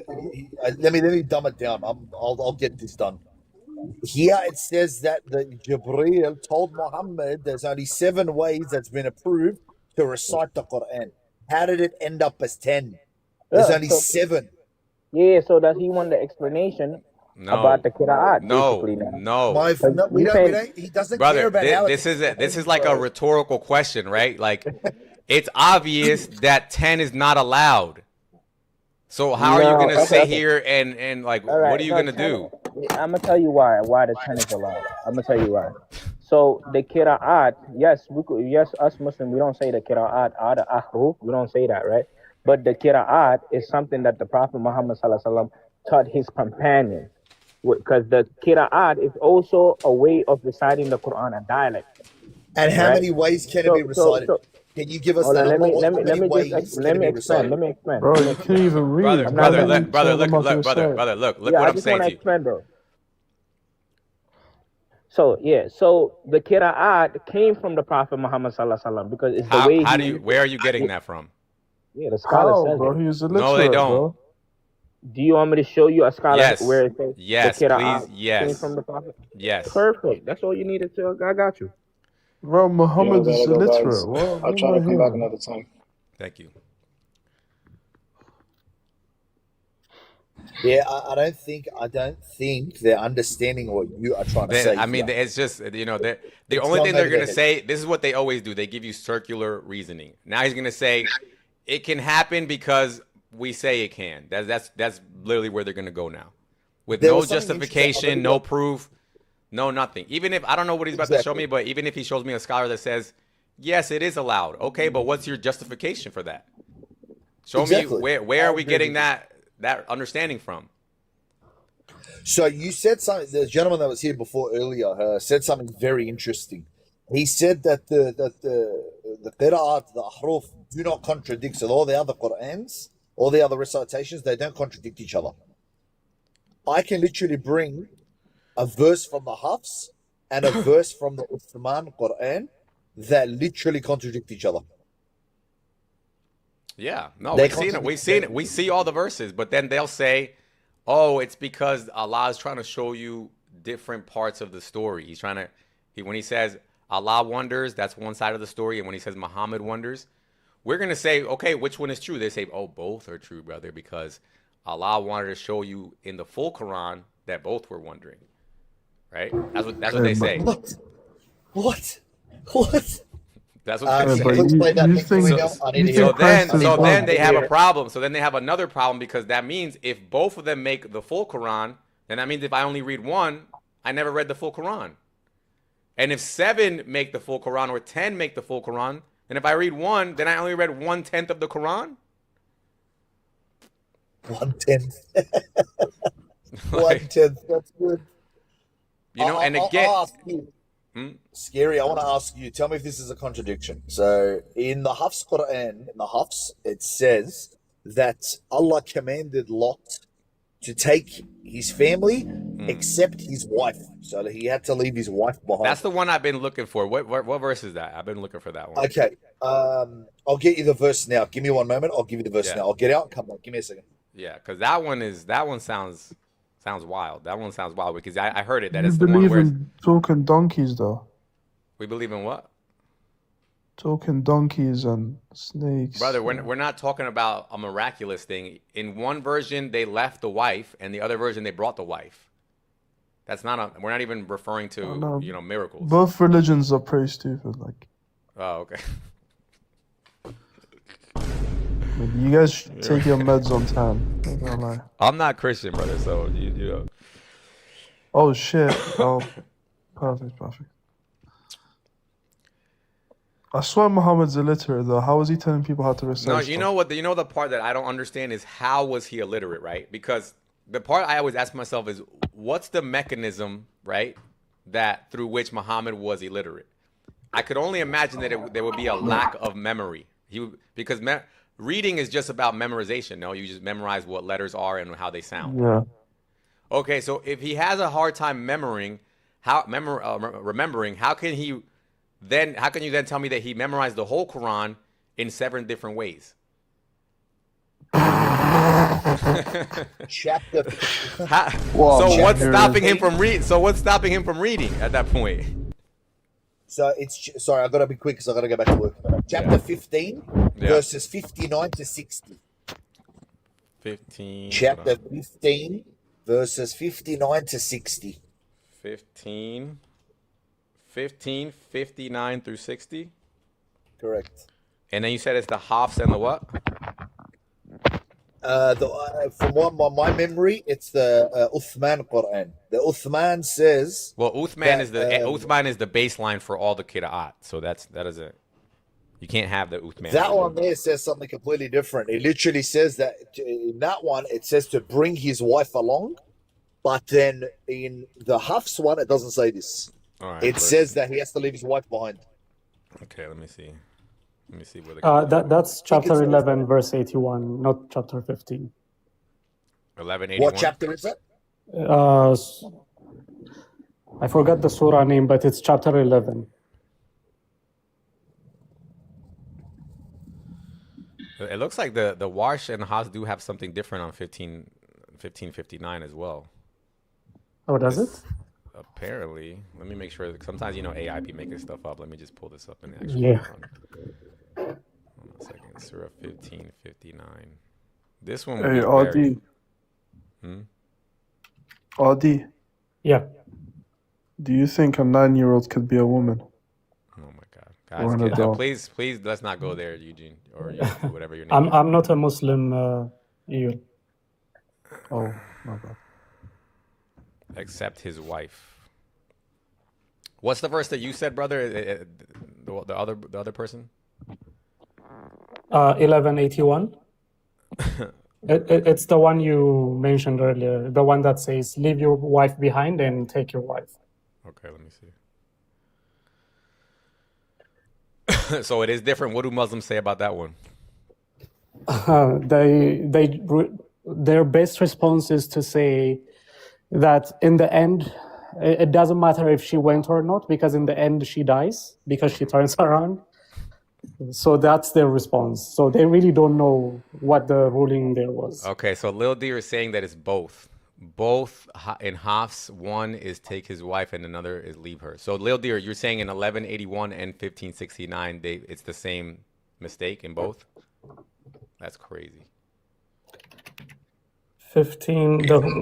Sorry, 51, I'm about to leave now. I made a mistake. It's the Ibn Kathir Quran that says that his wife came along with him. There's in the Hafs, there's no Ibn Kathir version, brother. No, there is. I'll is, show you. is. Give me a second. I'll show you. Yeah. There is. That's one of the Qira'at? There is. Yeah. I will show you. Yes, there is. Okay. So one of them says, in the Ibn Kathir one, it says that Lot's wife came along, and in the Hafs one, it says that she didn't. She stayed back. So which one's correct? So Lil D, in both of them, they make the same mistake? That's crazy, dude. Bro, I swear, every day we just learn something new, something crazier. I want to hear a Muslim explain this one away. This one, I can't think of a possible explanation for this. How this is not contradictory. Any Muslims? What did you say they say? They say that either way she unalives? That's the answer? Yeah. How does that make any sense? Exactly, because they really can't tell what happened to her, whether she remained behind or whether she went with him, because they cannot determine from the readings.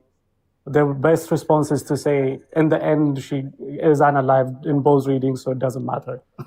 And I know we have Muslims here because there's 40-something people right now. Now there's got to be one Muslim. You guys make up, what, like 1/3 of the population on the planet? So, and then it's just crazy, dude. It's really crazy, yeah. This one must be really good if Muslims don't want to come up right now. They must be sitting there they're like, I'm gonna wait till he changes the topic and then I'll come up. I can actually show you this. This is one of their top scholars. He's from the 20th century. Actually, he died in 1973. He's very, very well known. And on this verse, he says, "As for the reading of Abu Amr and Ibn Kasir, in the nominated case, except your wife, there is a contradiction." He admits there is a contradiction. Wow. And who's that? This is Sheikh Muhammad Al-Amin Al-Shankiti. Wow. Yeah. So he goes, there is a contradiction in the verse which opposes his saying, except your wife, because his saying, except your wife with a fatha, indicates that he did not travel with her. And the reading, except your wife with a dhamma, indicates that he traveled with her. And that none turned except her. So with a fatha, he traveled with her. With a dhamma, he did not travel with her. It's unbelievable. Yeah. Unbelievable. I don't know why I haven't heard another Christian bring this one up. This one seems to be the hardest one to explain. It's the Arabic is very hard to show, because here's the book in front of me. Let me show you. So this is Ibn Kasir. It says Ibn Kasir. And if you go to chapter 11, verse 81, so the entire verse is exactly the same. The only difference is, you see where my finger is pointing to, this letter? Yep.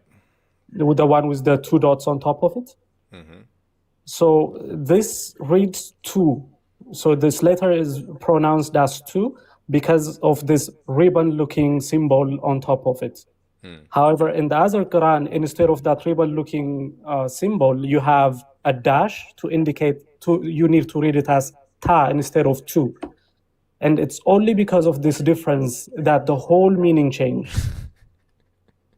And it's so easy to see why they made this error, right? It's because some of them think they need to put this sign. Some of them, exactly. It's obvious. It's always obvious in all of them. It's just these little tiny. I mean, look at that page, right? That's just imagine having to copy that a million times over, right? It's crazy. Right. It's like chicken scratch almost.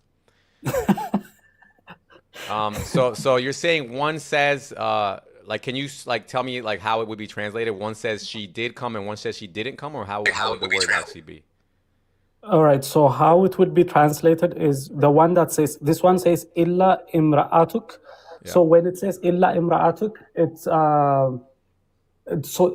the ruling that changed. So the ruling it goes back to where he's ordered, or the angels ordered the people that travel with Lut not to turn around except his wife in this case. Which indicates that she has traveled with him, because for them to order her not to turn around, it means that she has already traveled with him. Okay. However, in the first reading, that the one with the fatha where it says illa imra'atak, the ruling goes back to where he was ordered to take everyone except his wife. Got it. Is that two different readings and two different meanings? Yes. Just to clarify. Yeah. Thank you, RD. For sure. See? There you go. So when it's two different readings, two different meanings, which one's the truth? Did his wife come along or was she left behind? Which one was it? Right. And that's the thing is that, so this is probably one of the better ones that I'm seeing, is because on the other ones, they say the two different readings complement each other, but this can't be complementary. This is contradictory 100%. This is a big contradiction. This is a big blunder. Big blunder. All right, I gotta go. Now I gotta go back to work. God bless, guys. God bless him. I'm sure. Okay, so we got D's in the comment section. He says, no, it says he was among the people left behind. What is that? What is he trying to say there? I don't get it. No, it says he was among the people. I mean, I don't know what he's trying to say, honestly. Okay, now he's saying she was among the people left behind. She was, that's the first reading, the one that says illa imra'atak. So, but in this reading, she was commanded, she was part of the command where the angel said, do not turn around, which indicates that he traveled with her. Which verse is that again? Which one are you looking at? Chapter 11, verse 81. I'm going to pull that up. D, why don't you come up real quick so you could talk to him and you guys could hash it out. Oh, you said 11 what? 81. 1181. Mm-hmm. All right, D's coming up here. Let's see if you guys could figure it out. I'm just gonna be listening because I don't fully get the whole argument. Salam alaikum. I don't know if y'all Christian Muslim, but regardless, salam alaikum. Peace and blessings. What's happening? Salam, what's up? So, how do y'all understand it? What makes you think it contradicts? All right, so there are two different versions of the Quran. So in this Quran, it reads illa imra'atuk. So when it reads illa imra'atuk, it changed the ruling to where the people were commanded not to turn around except his wife. Not where in the first reading, probably in the Quran that you have, where it reads illa imra'atak. In that version, he was commanded to take everyone except his wife. But in this one, he was commanded, the people were commanded not to turn around except his wife, which indicates that she traveled with him. However, in the first Quran, which is yours probably, unless you have this Quran, it says that he was commanded not to take, to take everyone except his wife. Yeah, so basically, in the Hafs, it says, let not any of you look back except your wife, implying she was there, right? And then in Warsh, it says, and let not any of you look back. Right. Or simply you can read this. As for the reading of Oh, my bad. I didn't know I was muted. So the one where it says they were commanded not to look back, right? That one, right? Yeah. Use that one right now, okay? Mm-hmm. All right. So in that Quran, where's the contradiction? Because y'all, I mean, obviously y'all think it's two Qurans, so I'm just gonna let y'all have it, right? So let's just go with the one Yeah, that said they were it's commanded not to look back. it's two So Qurans. within that Quran, right? Since Well, it's two D, Qurans for well, y'all. D, we wouldn't be making the No, no, argument. no, no, no, no. I'm asking, where is the contradiction within the Okay, Quran? let me help you calm yourself down a little bit. You're too hyper. No, I'm calm. My bad. I'm in No, the car, so I'm talking loud because I can't hear myself. So what we're saying, we're not saying. At least I don't think we are. I don't know if RD is, but what we've been showing so far is the contradictions between two Qurans, not necessarily within one Quran. Well, there's not two Qurans though. That's the thing. Okay, so that's the thing. So you don't know about the Qira. You don't know about the 10 Qira'at? No, I do know about that, but okay, so that's what we're showing you. We're that's showing you why one that's why. Qira'at versus another Qira'at. One says Okay, and accept your wife, one doesn't. So which one is the real Quran? Do you hear what I'm saying? I'm saying the one that says that commands them not to look back, nobody to look back, right? Use that Quran. Yeah, but you're making an argument that we're not making, D. That's what I'm trying to tell you. We're not saying that in the one. Of course, one Quran is going to be consistent with itself. What we're saying is that Muslims say that the 10 Qira'at are they're all canon. They're all accepted. They're all the Quran. They're all the real Quran. All 10. So what we're asking. And these are the same. I'm asking. So these are the same people that say that the hadiths are from Prophet Muhammad too, correct? Okay, so no, hold on. No, the RD. No, this is the problem. He doesn't believe in the Sunni understanding, right? That's what you're saying, right, D? Yeah, because they follow things that contradict the Quran. So yeah, so basically what you're saying is you don't hold to any other version of the Quran. You don't believe in Hafs or Warsh or anything. You probably just believe in the Hafs, probably, right? I'm guessing. I believe in the one that you're talking about, where they're commanded to not look back. So that's probably. That's why I said let's use. So that's why I said use that one. And I was asking, but that's what I'm saying. So you're actually having a different argument than we are. That's just not. That's not what we're talking about. We're talking about. Nah, I get you. Yeah, we're talking about the Muslims who accept 10 Qurans, which is 90% of Muslims, unfortunately. Well, alhamdulillah, bro. You are doing good dawah to show them that it's not 10 Qurans. You feel me? Can I talk to D real quick? Yeah, go ahead. Talk to him. All right, D. The problem is if you say that. Where is Hafs? All right. So this is the Hafs version of the Quran, which you read. The only reason why you read this version of the Quran is because in 1924, they made this Quran a standard Quran and they printed it because the Arabic is easier to memorize for people. However, they did not deny the other Qurans of their validity. So if you accept this Quran, that's what, so let me explain that. Let me explain it differently, D. So the guy who approved the Hafs version that you're reading, he also approved 6 other versions. But he also approved hadiths too, as Sahih and stuff. So at the end of the day, let's say if he approved hadith, right? That means you would disqualify him for whatever reason, but you're still taking his Quran. That's what we're saying to you. No, it's not his Quran. It's Allah's Quran. He said he's going to preserve it and protect it. So what we have today, right, is from Allah. That's the thing. So this Quran, so you don't have a single manuscript that goes back to Muhammad, right? So this Quran is the scholars who selected it for you as the standard reading. However, just the same way as they accepted this one, this also fulfills all the criteria this Quran fulfills. So if you accept this, you have to accept this. If you reject this, you have to reject your Quran as well. So this is my question, right? Mm-hmm. What is the problem with using one Quran to prove your point about if she looked back? No, because that's the thing is that our initial argument was never about who looked back. We're just trying to show the differences between the 10 Quran because this is another thing, right? What? All this stuff about who put this together and who put that together, that's all assumption. It's not an assumption. But I respect. Hold on, let me talk. I'm gonna respect y'all. But I respect that y'all digging deep and not just taking anything. You feel me? Yeah, I respect that. but D, we have the sources though. What's your sources? So for example, the about what we're saying, who wrote this one? It was Ibn Mujahid, Abu Bakr Ahmad Ibn Musa Ibn Al Abbas Ibn Mujahid. That's his full name, right?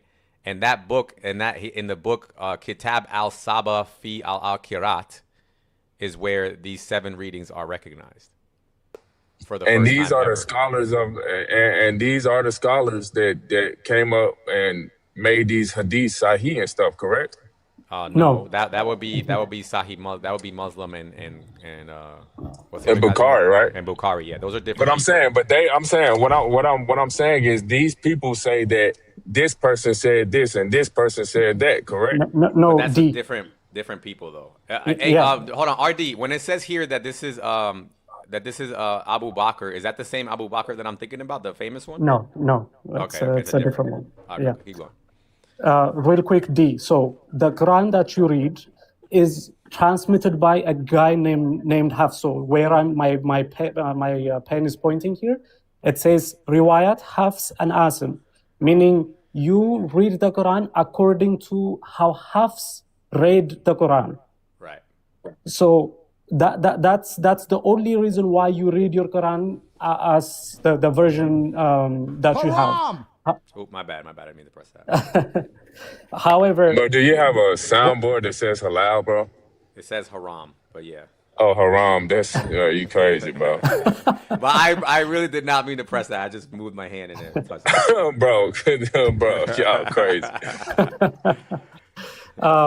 D, and similar to like how you have the Quran, like how Hafs read the Quran, you also have another Quran which is read by a guy named Kumbul. So the one you have is called Riwayat of Hafs, and this one is Riwayat of Kumbul. And the way Kumbul read it is different from the Quran that you read. There is no such thing as one single Quran. You have 10 Qurans that were selected by Muslims using how the reciters read the Quran. So, for example, this one was read by Kumbul. This one was read by a guy named Warsh. The one you read is read by a guy named Hafs, and so on and so forth. But their readings, these people, how they read it was different. That's why you have differences between these Qurans. And I already understand that. I already know about all that. My question to you is, you're talking to me right now. You know my stance. So when it comes to if she looked back or if she was with them or any of that, right? Let's set a standard between me and you guys right now, since you know my stance. Yeah, but you're making a stance that we're not trying to make. Like, we're not arguing that. We're not arguing that your one Quran contradicts itself. That's not the argument. So you're saying 2 different Qurans, however they say they were transmitted and all that. You're saying they contradict. So you're saying that. So I'm saying. So my thing, you're saying the scholars contradict themselves. That's what you're saying. We could say that, yeah. But we only say that because they say all 10 are true. That's their position. That's what I'm saying. That's okay. So the scholars contradict themselves. Yeah. Correct. I agree. So this is what I'm saying. We're on the same page about that. Okay. So alhamdulillah, you got some guidance, my brother. Come to the true Islam, bro. Come to the true Islam, brother. Because I'm saying on the real, you saying things that a lot of people that's indoctrinated into what the scholars say don't see, bro. So that's a start. That's all I'm gonna say, bro. But alhamdulillah, assalamu alaikum to you guys. You guys keep doing whatever you do, bro. God bless you, D. All right, we got 2 new gentlemen that came up. We got Al Metna and BTKB. What's up, guys? Assalamu alaikum. Yeah, hello. How you doing? Good, man. How you doing? Good. So what do you want to talk about? If Muhammad approved 7 readings of the Quran, how did we come up with 10? Okay, right. That's a Sunni perspective. That has nothing to do with the reality. Okay, well, we're only talking about Sunnis here. I don't know why all of a sudden we're getting all different flavors of Muslims today. Yeah, that's unfortunate for you. What do you? But What do yeah, you? Just man. curious. What do you believe about the? Do you have? What are you? Are you Shia? Are you Quran only? Yeah, I'm Quran only. Like, but the Quran is one. Like the Shias and the Sunnis and the Mu'tazila and the Ibadis have the same Quran. No. Only the Sunnis have like nine more Qurans. They call Okay, it so Mudawwir. just curious because I've never heard the other people. Do Shias have one Quran? They don't have 7 or 10 or nothing They like don't that. have qira'ats. They don't have Qira'at. Okay, so only the There's Sunnis no have it. qira'ats for the Mu'tazila or the Sunnis Khawarij. only have one Quran, I guess. Hold on. No qira'ats for the Shias, Mu'tazila, or Ibadis. There's no qira'at for ahadith, and there's no qira'at for pre-Islamic poetry. This qira'at thing is just a Sunni. And which version do you read? Do you read the fabrication? Yeah, Hafs is it's like, well, it's called the Qura'at Quraysh, but the Sunni popularized it and named it Hafs after the liar. So how did you come to pick that one? Okay, it's the common denominator by all sects. That's the common but that can't be the common denominator because the common denominator is the Uthmanic Codex. No, so Uthmanic Codex is not qira'ah. It's just a writing. But how you pronounce the word. I know that, but that's what I'm trying to explain to you. So technically speaking, because the Uthman is the skeletal text without the dialectic marks and without the vowels, and then the Qira'at build on that foundation and they add the dialectic marks and the vowels, right? So the only common denominator is that Uthmanic Codex. There is no other. Very good. So it's like what you see the word tomato, right? But you don't know if you pronounce it tomato or tomato, right? Every Muslim pronounce it tomato.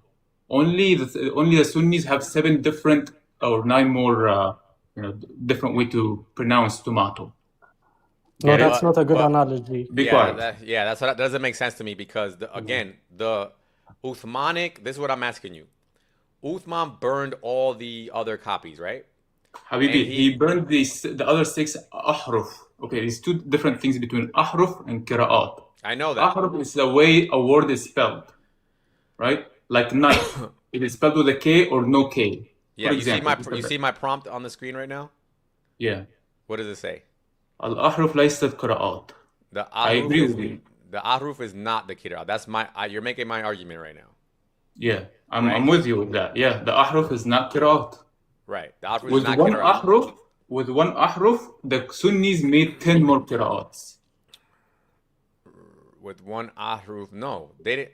No, that's the whole point. No, because if Uthman only had the skeletal text, right? Yeah. Then you could not make an ahruf from that. Or in other words, that is not the. That is ahruf. Ahruf means letter, right? Harf, letter.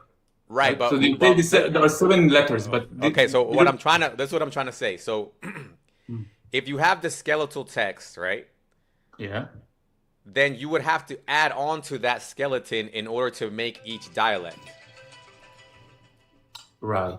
Without adding on to the skeleton, you don't have a dialect.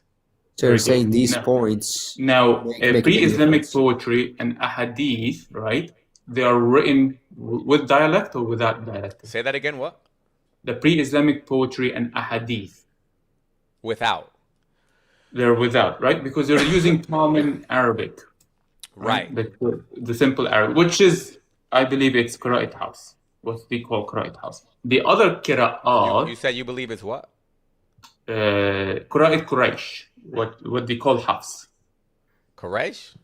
Quraysh. Quraysh is the tribe. Okay. No, so you can't tell me that because supposedly they didn't write it down at first, right? So the Qurayshi dialect would have just been spoken. But what I'm saying is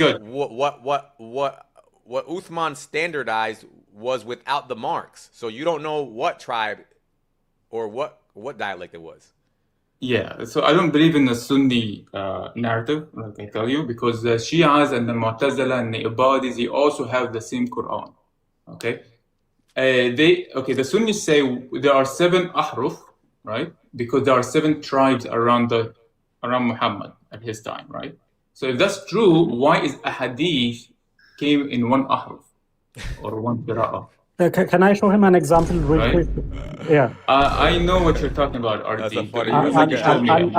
No, but that's a I good think- point. That's a good point that he made though. Is why is the Quran supposedly in 7 ahruf but not the Hadith? That's a good point. And the pre-Islamic poetry, because Yeah. pre-Islamic poetry came from all tribes, not just one Damn. tribe. So he's lying. So they're lying about that. They're lying, man. I'm telling you. Yo, Sunnis, where you at? It doesn't add up. Al-Matna. So, for example, if this harakat was not here, how would you read this verse? بل عجبت.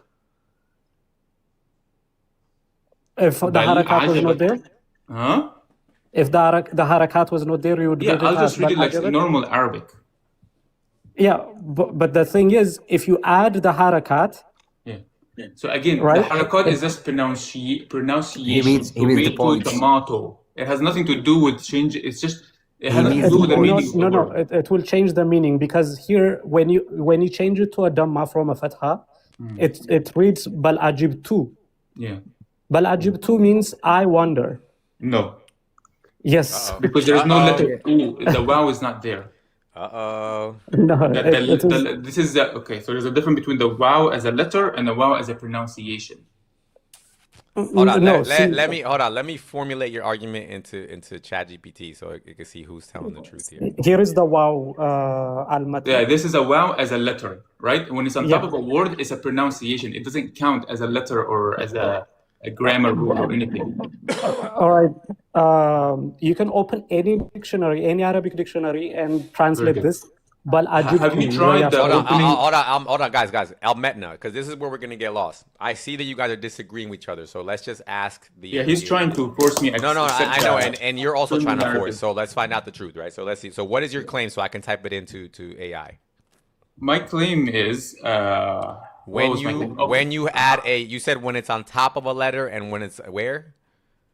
When it's okay, so when it's on the line, it's a letter. Right? Okay. It's a wow. What do you call that, Mark? What do you call that, Mark? So I can type it in here. That's a good one. So when it's on top of the letter, it's called the dialect. I know, but you're saying when it's on top. What is the word? What is it's? What can I replace with it's? Oh, wow. Like the wow. The wow? You say wow. Yeah, wow. Okay. When the wow is in line, it's what? It's a letter?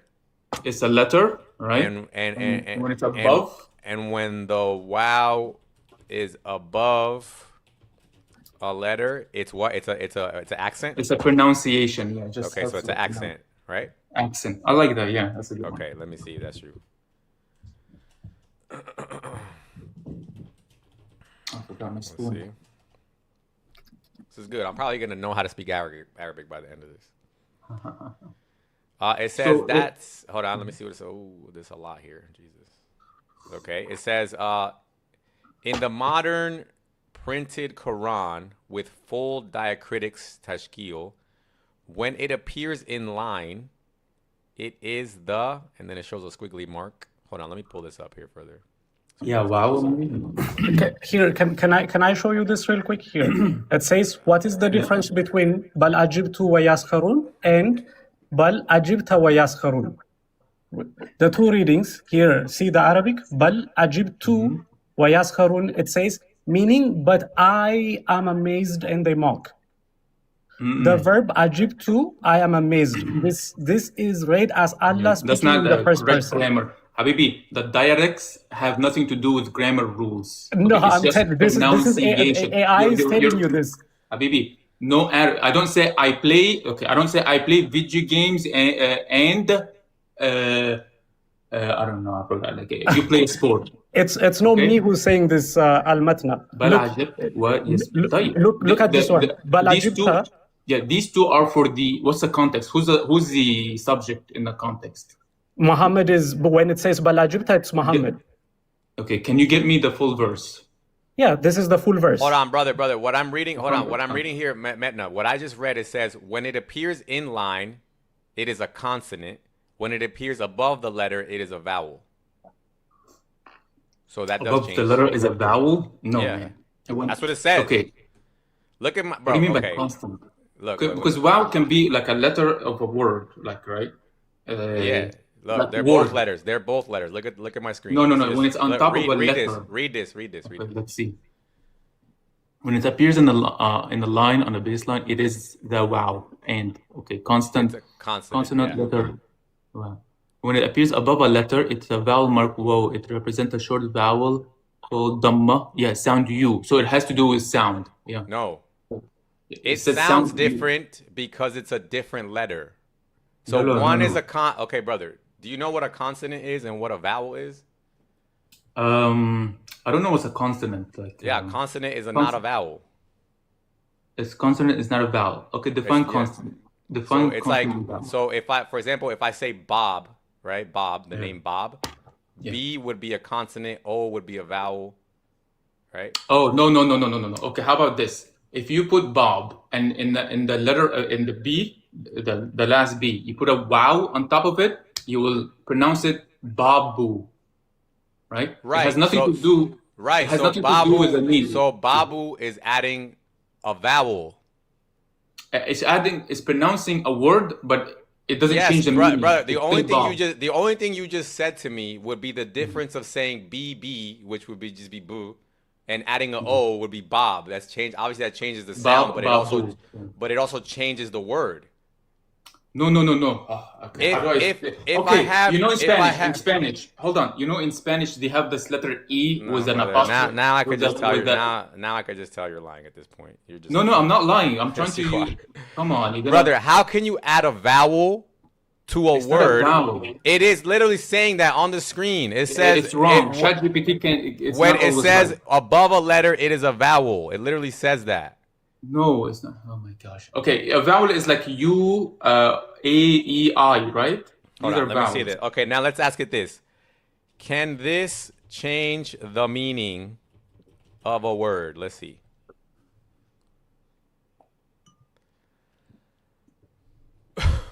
Yes, absolutely. Alrighty then. Yeah, no, it's wrong. Okay. I mean, It's wrong, it's wrong. what else do we need? How about to, bro? this? How about this?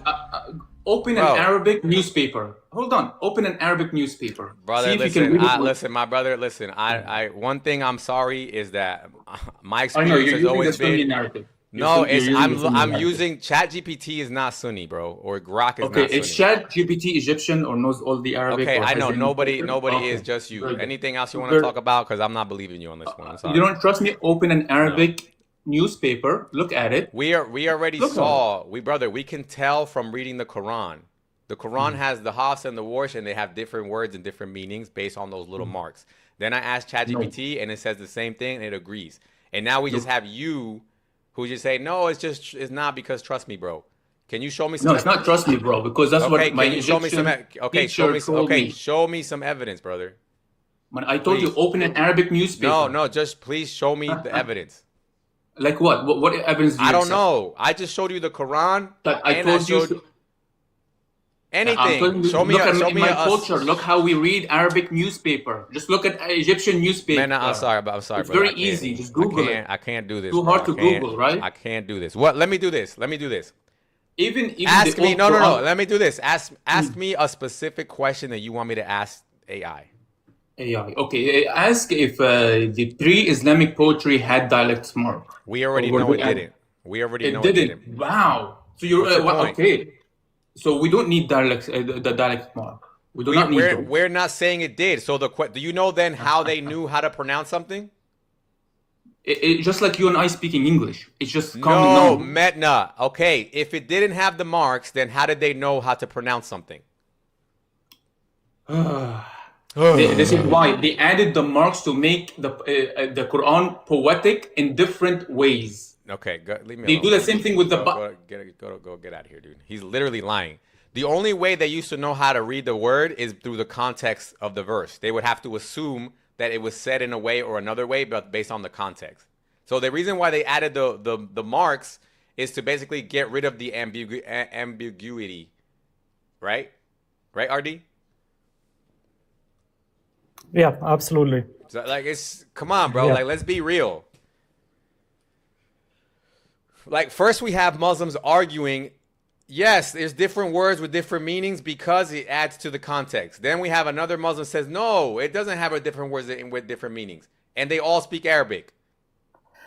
Yep, I wanted to show him before he dropped. If you can give me big screen here. Yeah. R, by the way, the guy on the guest section, he's a very good Arabic speaker. He can also verify this for us. However, if you go to chapter 38, verse 75, the person who is up here, go to chapter 38, verse 75, and read the word that says khalaqtu. So where it says khalaqtu, it translates to I created because of the two, the dhamma, just similar to ajibtu. It's I created. If it was ta, it would have had a different meaning. But the person earlier was saying, oh no, it doesn't make any difference if it's a two. However, here is your verification. Go to chapter 38, and it translates to, or Iblis, what prevented you from prostrating to that which I created because of this two. Yep. R, hi. What's up, R? Hello, RD. Hello, sir. Can you quickly verify for us this Ajib 2 does in fact change to first person from third person? Hold on, Metna, come up. Hold on, Metna, come up here, Metna. Is Metna the same guy who was just up here? Yeah. Metna, come up here, dude. Why are you scared? Now we got 2 Arabic speakers. Come up here, Metna. I speak Amharic, just FYI. So I does speak Arabic. He's talking about himself. All right, let me get one-on-one with R. You guys R, argue where are with you each other. from? I'll speak to him. Yeah. Where are you from, R? من اثيوبيا.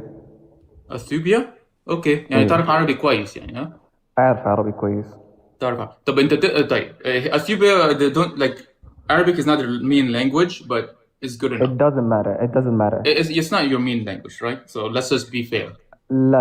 I can't be Hispanic, but I can speak English. English is not my main language. If I'm from Mexico, right? It doesn't matter. Good. When you read the Arabic newspaper, do you see any dialect marked? Dialect mark? Yeah. No, just on this Arabic one, newspaper. No, because I'm going through pre-Islamic poetry, a hadith, and the Arabic that we all agree on. We're not talking about the Quran right now. We're just establishing the Arabic language. Can you stay on topic here? Can you? The topic is establishing the Arabic language of the Arabs, not of the Sunnis only. Al-Matna, you said this doesn't change the meaning if you read it as Ajab too. So I want Al to confirm that for us. Because if you read the context, you'll know who got amazed. No, not the context. I'm talking about Al-Matna. See how deceitful Habibi, you are? you read the context. You read goodness, you're so deceitful. Look. Let me help Menda. This is what we're claiming, okay? When they did not have the dialectic marks, they would have to assume how to read it by the context of the verse. Does that make sense? Yes, bro. Okay, I like so that nice. is why they didn't need the marks at the time. But then later, think about it. If they didn't need it, then how is it possible that they could even be added? Answer that. Watch this now. Why, when they add the dialect marks, they have different understanding according to the context? Correct. See, that means, Metna, that the dialectic marks change the meaning. Thank you. That's you get it now? That's all we're trying to tell you. So you just conceded the whole argument. Thank you. No. Yes, you did. You just said when they add the dialectic marks, it changes the meaning. Did you not just say that? You said the meaning is determined by the context, right? Initially, before the marks. Initially, it's very good. That's how it is. That's right. No problem. No problem. Arabic language. No problem. But then when we added the seven kira'at, then that changed the meaning, right? They changed it, not us. Perfect. So that proves that the marks changed the meaning. You know, no further argument necessary. Thank you. So but you agree that without the marks, you can determine the meaning and the pronunciation of the word based on the context. Yes, Gracias, absolutely. amigo. Yes, absolutely. Gracias. That was never our exactly argument. What I want. Never was that's our why argument. The Sunnis and the, no problem. The Shias and the Mu'tazila okay, but now you're just arguing with yourself. Now you're just arguing with yourself. The meaning is defined by the context, no problem. not by what. Matt, that was never our point, so we really don't care. Okay. The only thing we were showing you is that the marks changed the meaning, and now you just proved that. You just proved that to us. So what's the problem now? Because you said you agreed that the meaning is defined by the context, not by what the people do. Okay, but don't lie. Mena, no. Now you're changing it even more. What I'm saying to you is agreed it's when defined by the context. no. The context can be assumed by the word can be assumed by the context. Yes, that's how Arabic initially worked. But when they added the meaning, they took out the assumptions. Now when they added the dialectic marks, they took out the assumptions. I got my point. Thank you very much. Have a good day. He's so vague. He's so vague, dude. The only thing that he wants to say is that he disagrees with the Sunnis. Okay, no problem. So do we. You're literally making our same argument. Go ahead, RD. Go ahead. Oh, okay. Like in the tafsir, even the tafsir of the Tabari. She's Shia. Oh, okay. That's why. Okay. Yeah, that's why he's having this argument, because he claims the 7 Qira'ah are basically corrupting the meaning, which is true. I mean, he's literally making our argument, and he thinks he wasn't somehow. Yeah. By the way, Matna, if you go by the context, this context could read that Allah was the one who was amazed. So you're wrong there to think that you should read it as Ajibtad, like the one you have in Hafs. It's 100% possible to say Allah is amazed based on the context. Yeah, no, I think what he was trying to go to is saying we don't need those dialectic marks, right? And at some point that was true. We didn't need them when in the 7th century. Right. But unfortunately, when they added them, they did change the meaning, and that's unfortunately what's canonized. So what they have now is a different Quran than the original, by definition. So 100%. This has been a nightmare for them. It's a total nightmare. It's over. I mean, it's basically over. There cannot be. You cannot trace this back to Muhammad when Muhammad only approved 7, and now you have 10. How can you trace that? Right. What's up, little dear? Hey, God bless. Your #1 fans here, Scary. That's right. WW, little dear. God bless you, little dear. God bless OD. So, this is the most quiet I've ever had. Like, I've never had 70 people with no Muslims on the panel. This just shows how damning this evidence is, that no Muslims. Any Muslims want to come up and talk about this? I've been running this argument for the past year and a half. And yeah, trust me, Muslims, like the minute you speak about Muhammad, they all want to jump on your life. But as soon as you talk about the Quran, they have no clue. They don't teach them. They don't want to study it because they know once they start opening it, it's like a can of worms. Yeah, it's baked. It's total. Like if you look at it, this is the one hadith that I came across yesterday, that Muhammad only approved seven ways, or Jibril only approved 7 ways. Allah commands you to teach the Ummah the Quran in 7 ways of recitation, and whichever the way they recite it, it will be correct.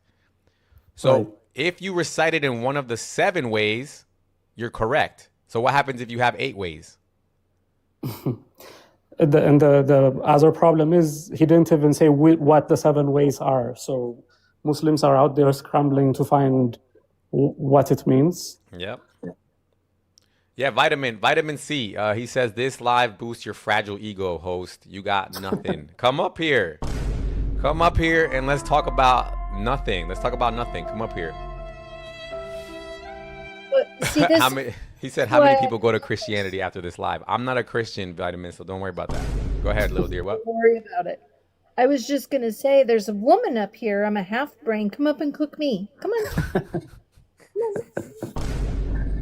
She has deficiency of the mind. Maybe you have an advantage. No, it's just sad, bro. Honestly, like I've been running this argument for like 3 days, and it's just every day it's been getting worse and worse and worse. There's just nothing. There's no explanation anymore. It's just beyond explanations. Yeah. We got Jamal. Jamal, what's up, Jamal? Jamal's learning this argument now, so hopefully we can help him out some more. What's up, Jamal? Just listening, just being, because this is kind of complex, so I'm trying to like take this all in. It's getting worse. This is worse than yesterday, though, right? Are you picking up on that? What can we help you understand? I'm picking it up. It's pretty wild, man. I wonder what like the top Dawa guys have to say though. Like, have you spoke with them yet about Yes, this? yeah. We've watched them argue, and what they say, it doesn't matter how many variations and contradictions because they're all massively transmitted. That's their argument. But so what about the contradictions? Like, how do they address that? They don't care. They say anyway, they're all massively transmitted, and so therefore preservation is preserved. That's what that's their bottom line. Amazing. Can I show you when you said it's a bit complex? I want to show you like a 1 or 2 minute video real quick. This is a sheikh. Hold on, let me make you big. All right. His name is Sheikh Yasser Qadi, and listen to what he says about this topic. He's one of the top scholars, modern day scholars in Islam right now, by the way. Go ahead. Student of knowledge knows who studies Ulum al-Quran that the most difficult topics are. You turn it up just a little bit. Okay. 1 second.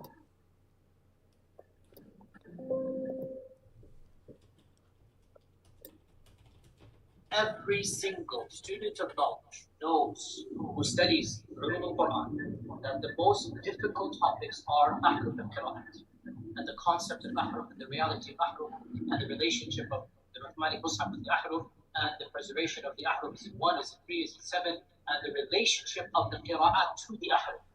This is a topic that when you're the beginning student of knowledge, you're like, what is all of this going on here? When you go a little bit more, you learn to simply memorize what your teachers say and regurgitate it out, and you don't fully comprehend. When you do a deep dive is when things get very, very awkward and difficult. And this isn't new. It's from the time of the Sahaba. See, he goes when you do a deep dive is when it becomes even more difficult. He said it gets awkward. Yeah. he said it gets awkward when you go deep, and this is nothing new. This is from the time of the Sahaba. In other words, even the companions could not explain what it means. It would get awkward and sweaty for them. Yeah, and exactly. Later on in the video, he talks about at a scholarly level, when he's amongst his colleagues in a university, there's a red line that I cannot cross, but they don't have that red line. Yeah. So they can go into that deeper dive. I cannot. And that's exactly his quote. Mm-hmm. Yeah. So Jamal, is there let's run it. Do you want to run your understanding and your argument about this? What do you think? I mean, I think I'm starting to grasp like this whole idea. So essentially that they're saying that the haruf is wait, what is it again? So let's go into it. The mode of recitation, right? Yeah. Okay. Yeah. But let me show you the background story. So yesterday we showed you that there was 2 companions that were arguing about the different modes, and Muhammad said they're both approved, right? But here's one where Muhammad was by himself with the angel Jibril when he supposedly asked for the 7 modes. Okay, so let's read this one real quick to give you more context. So the messenger of Allah was by a pond belonging to Banu Jafar when Jibril, peace be upon him, came to him and said, Allah commands you to teach your ummah the Quran in 1 way of recitation. He said, I asked my Lord for the protection and forgiveness. My ummah cannot bear that, right? So what would be the issue, right? What would be the issue here? You have to kind of piece it together. The angel said, God wants you to recite it in 1 way. And Muhammad said, please forgive me, but my people cannot bear that, right? Yeah. So what could it possibly be that he was asking for so that it would make it easier for the people, right? Then keep going. Then he came to him a second time and said, Allah commands you to teach your ummah the Quran in 2 ways of recitation. He said, I asked my Lord for protection and forgiveness. The ummah cannot bear that. Then he came a third time and said, Allah commands you to teach your Quran in 3 ways of recitation. He said, I asked my Lord for protection and forgiveness. My ummah cannot bear that.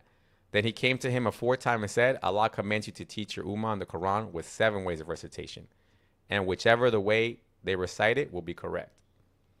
So lots of things to understand here. Number 1 is that there's only supposed to be 7 ways of recitation, but how many do they have now? Yeah, they have 10 They have qira'ats, 10. which is, yeah. Right? And the other Yeah. thing is that the purpose of whatever these variations are is not to show more context. It's to make it easier to recite. Right. But when we ask them, what are the 10 qira'at do? What do they say? Yeah, they just say that it's just what do they say? No, they Dialect? They say complement each other. Yeah. they say that it adds more context. They say that it Okay. shows you different sides of the story. So the 10 qira'at don't have the same purpose even as the 7 ahruf. Because think of Muhammad was saying, my people can't bear it. They won't be able to deal with that. So if you only show them one, let's say dialect, let's assume we understand it's a dialect, it makes sense, right?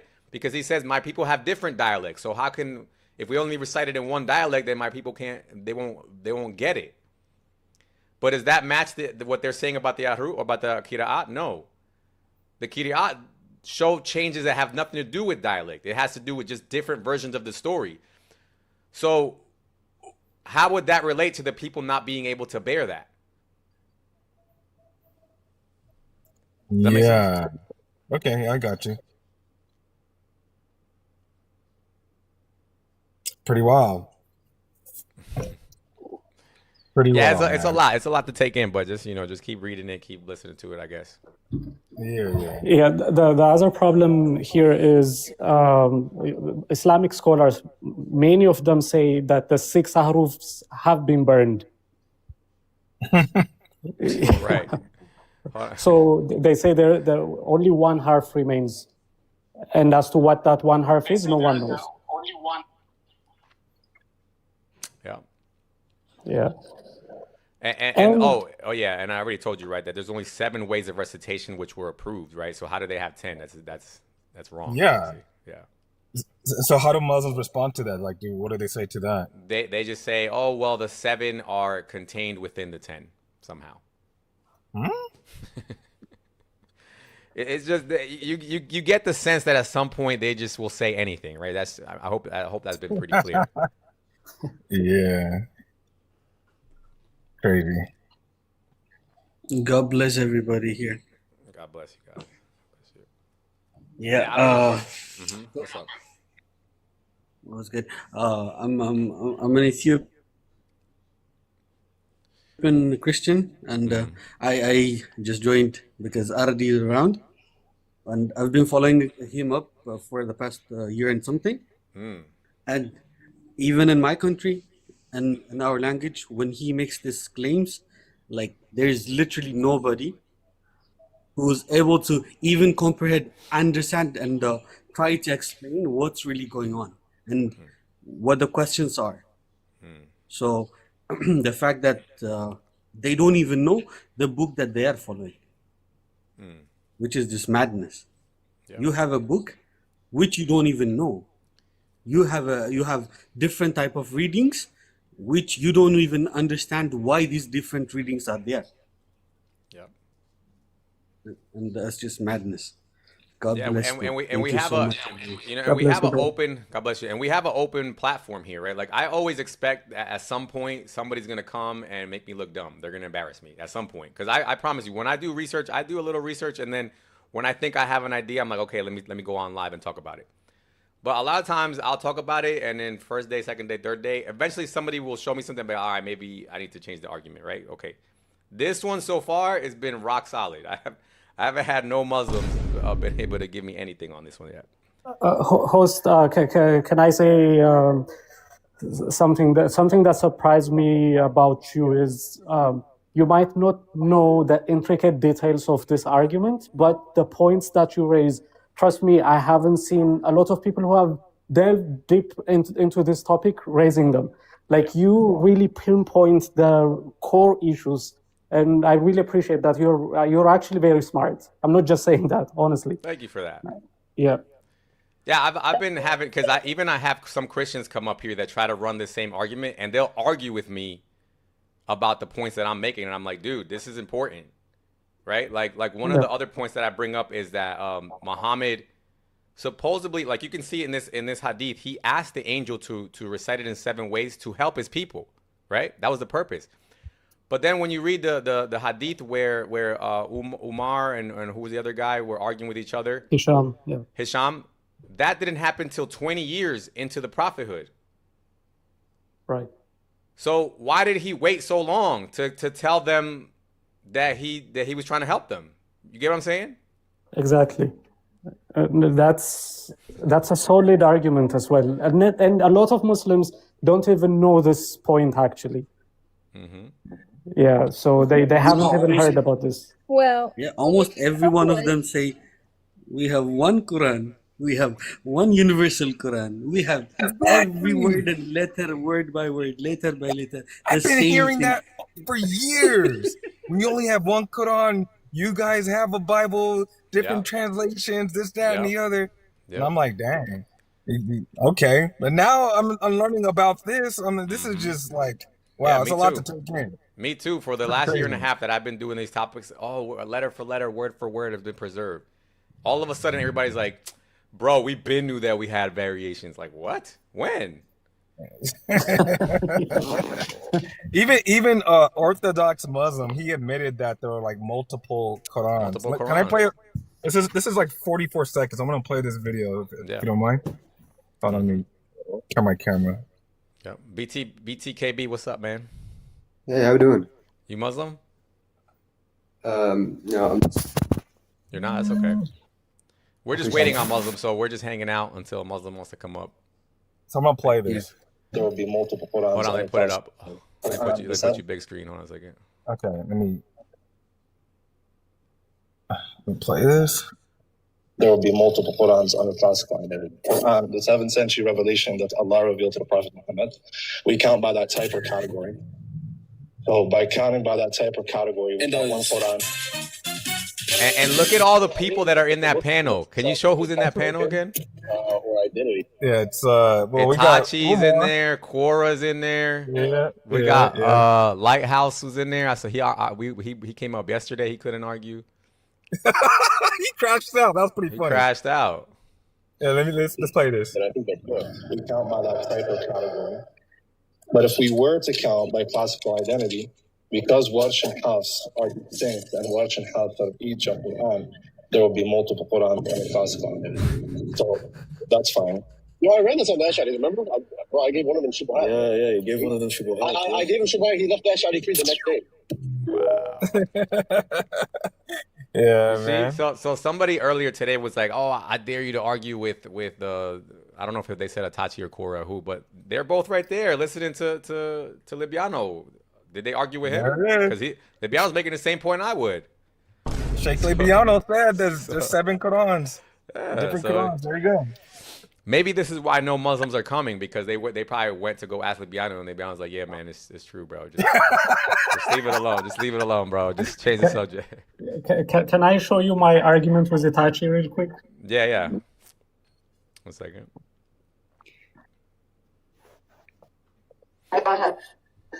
Do you have the 7 harufs today? Do they exist? Yes, according to the scholars, they exist. According to who? The ulama, the scholars. Then why do the scholars say the 6 harufs are burned? No, they don't. They don't? Are you sure? Yeah. Can I show you evidence? Sure. You want to bring me one scholar that says it?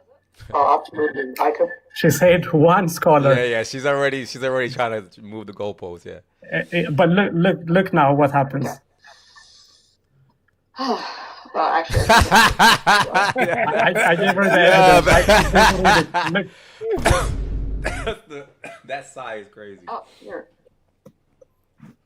You know that in Islam it's supposed to be. What has happened to the 6 other harufs? Wait, hold on, brother. BT, hold on. Yeah, he's showing the argument right now. What has happened to the 6 other harfs no longer in existence if the matter is as you say it is, and the messenger of God. Yeah, Tabari, he has a specific position, but the majority position is not Tabari's position. She said to bring one scholar, and then she just got baked.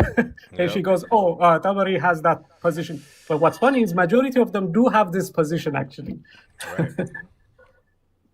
And did she show you anything to the contrary? I bet you she didn't. No, she didn't. Somebody else came to save her, and he just started throwing insults at me until I couldn't speak, and they ended up dropping me. Yep. And who's Tabari exactly? I know he's probably a scholar, but like the problem when I bring up scholars is that they always try to say, oh, we don't take from him, or he's not important enough, or who is he? Oh, Tabari is one of their most decorated scholar. He's an early mufassir from the 10th century. And in fact, Ibn Taymiyyah said they don't have any tafsir as good as Tabari's. And Ibn Taymiyyah is one of their most significant scholars they named. Yep. You know, when we put these things to the other hadiths, you got a lot of static there, bro.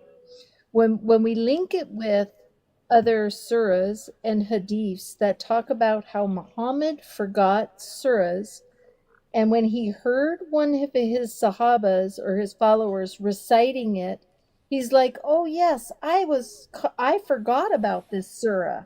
Thank you for reminding me. Allah has brought it to your memory." So Muhammad forgot a lot of them. So when we look at this haruf, it's an excuse for what he had forgotten. Yep. I mean, that's pretty obvious to me at this point, is that the Quran is so, it's so hard to memorize, basically, is what I'm seeing. And people were reciting it differently, and then it got out of hand to the point where they couldn't stop it. So they just said, okay, they're all approved. And at the same time, Muhammad forgets every single time he gives out these surahs and these ayats. So he gives these verses and he forgets, and he keeps on abrogating one, changing one to the other. And when these contradictions get to happen, he'll just be like, okay, this one and this one, you guys are both right. Yeah. Because he cannot even decide which one is right, which one is wrong. Yeah. Because he doesn't even remember exactly what he said at that time. Yep. Because he said different things at different times. Yeah, it's very clear that that's what was going on, pretty much. Exactly what you just said. Exactly. Is what was happening. Yeah, because imagine they didn't have the ahrufs at that time. They didn't have the harakats, the damma, the kasra, those things. Those are added on the Arabic. They didn't have it at that time. So without having those additional marks, it's impossible to have different meanings. It's impossible. Yep. But at the same time, two guys are arguing about, oh no, Muhammad told me this, Muhammad told me this. Right. How can you write the same words and the same sentence and have an argument over what he said? Yep. Imagine. And he just gets to come over there and say, oh, you know what? Both of you are right. Mm-hmm. This is my favorite hadith. When Muhammad forgot how to recite a verse, he goes, look at this. This is Sunan al-Nasa'i 947. He says, he prayed subh and recited Ar-Rum, which is chapter 30 of the Quran.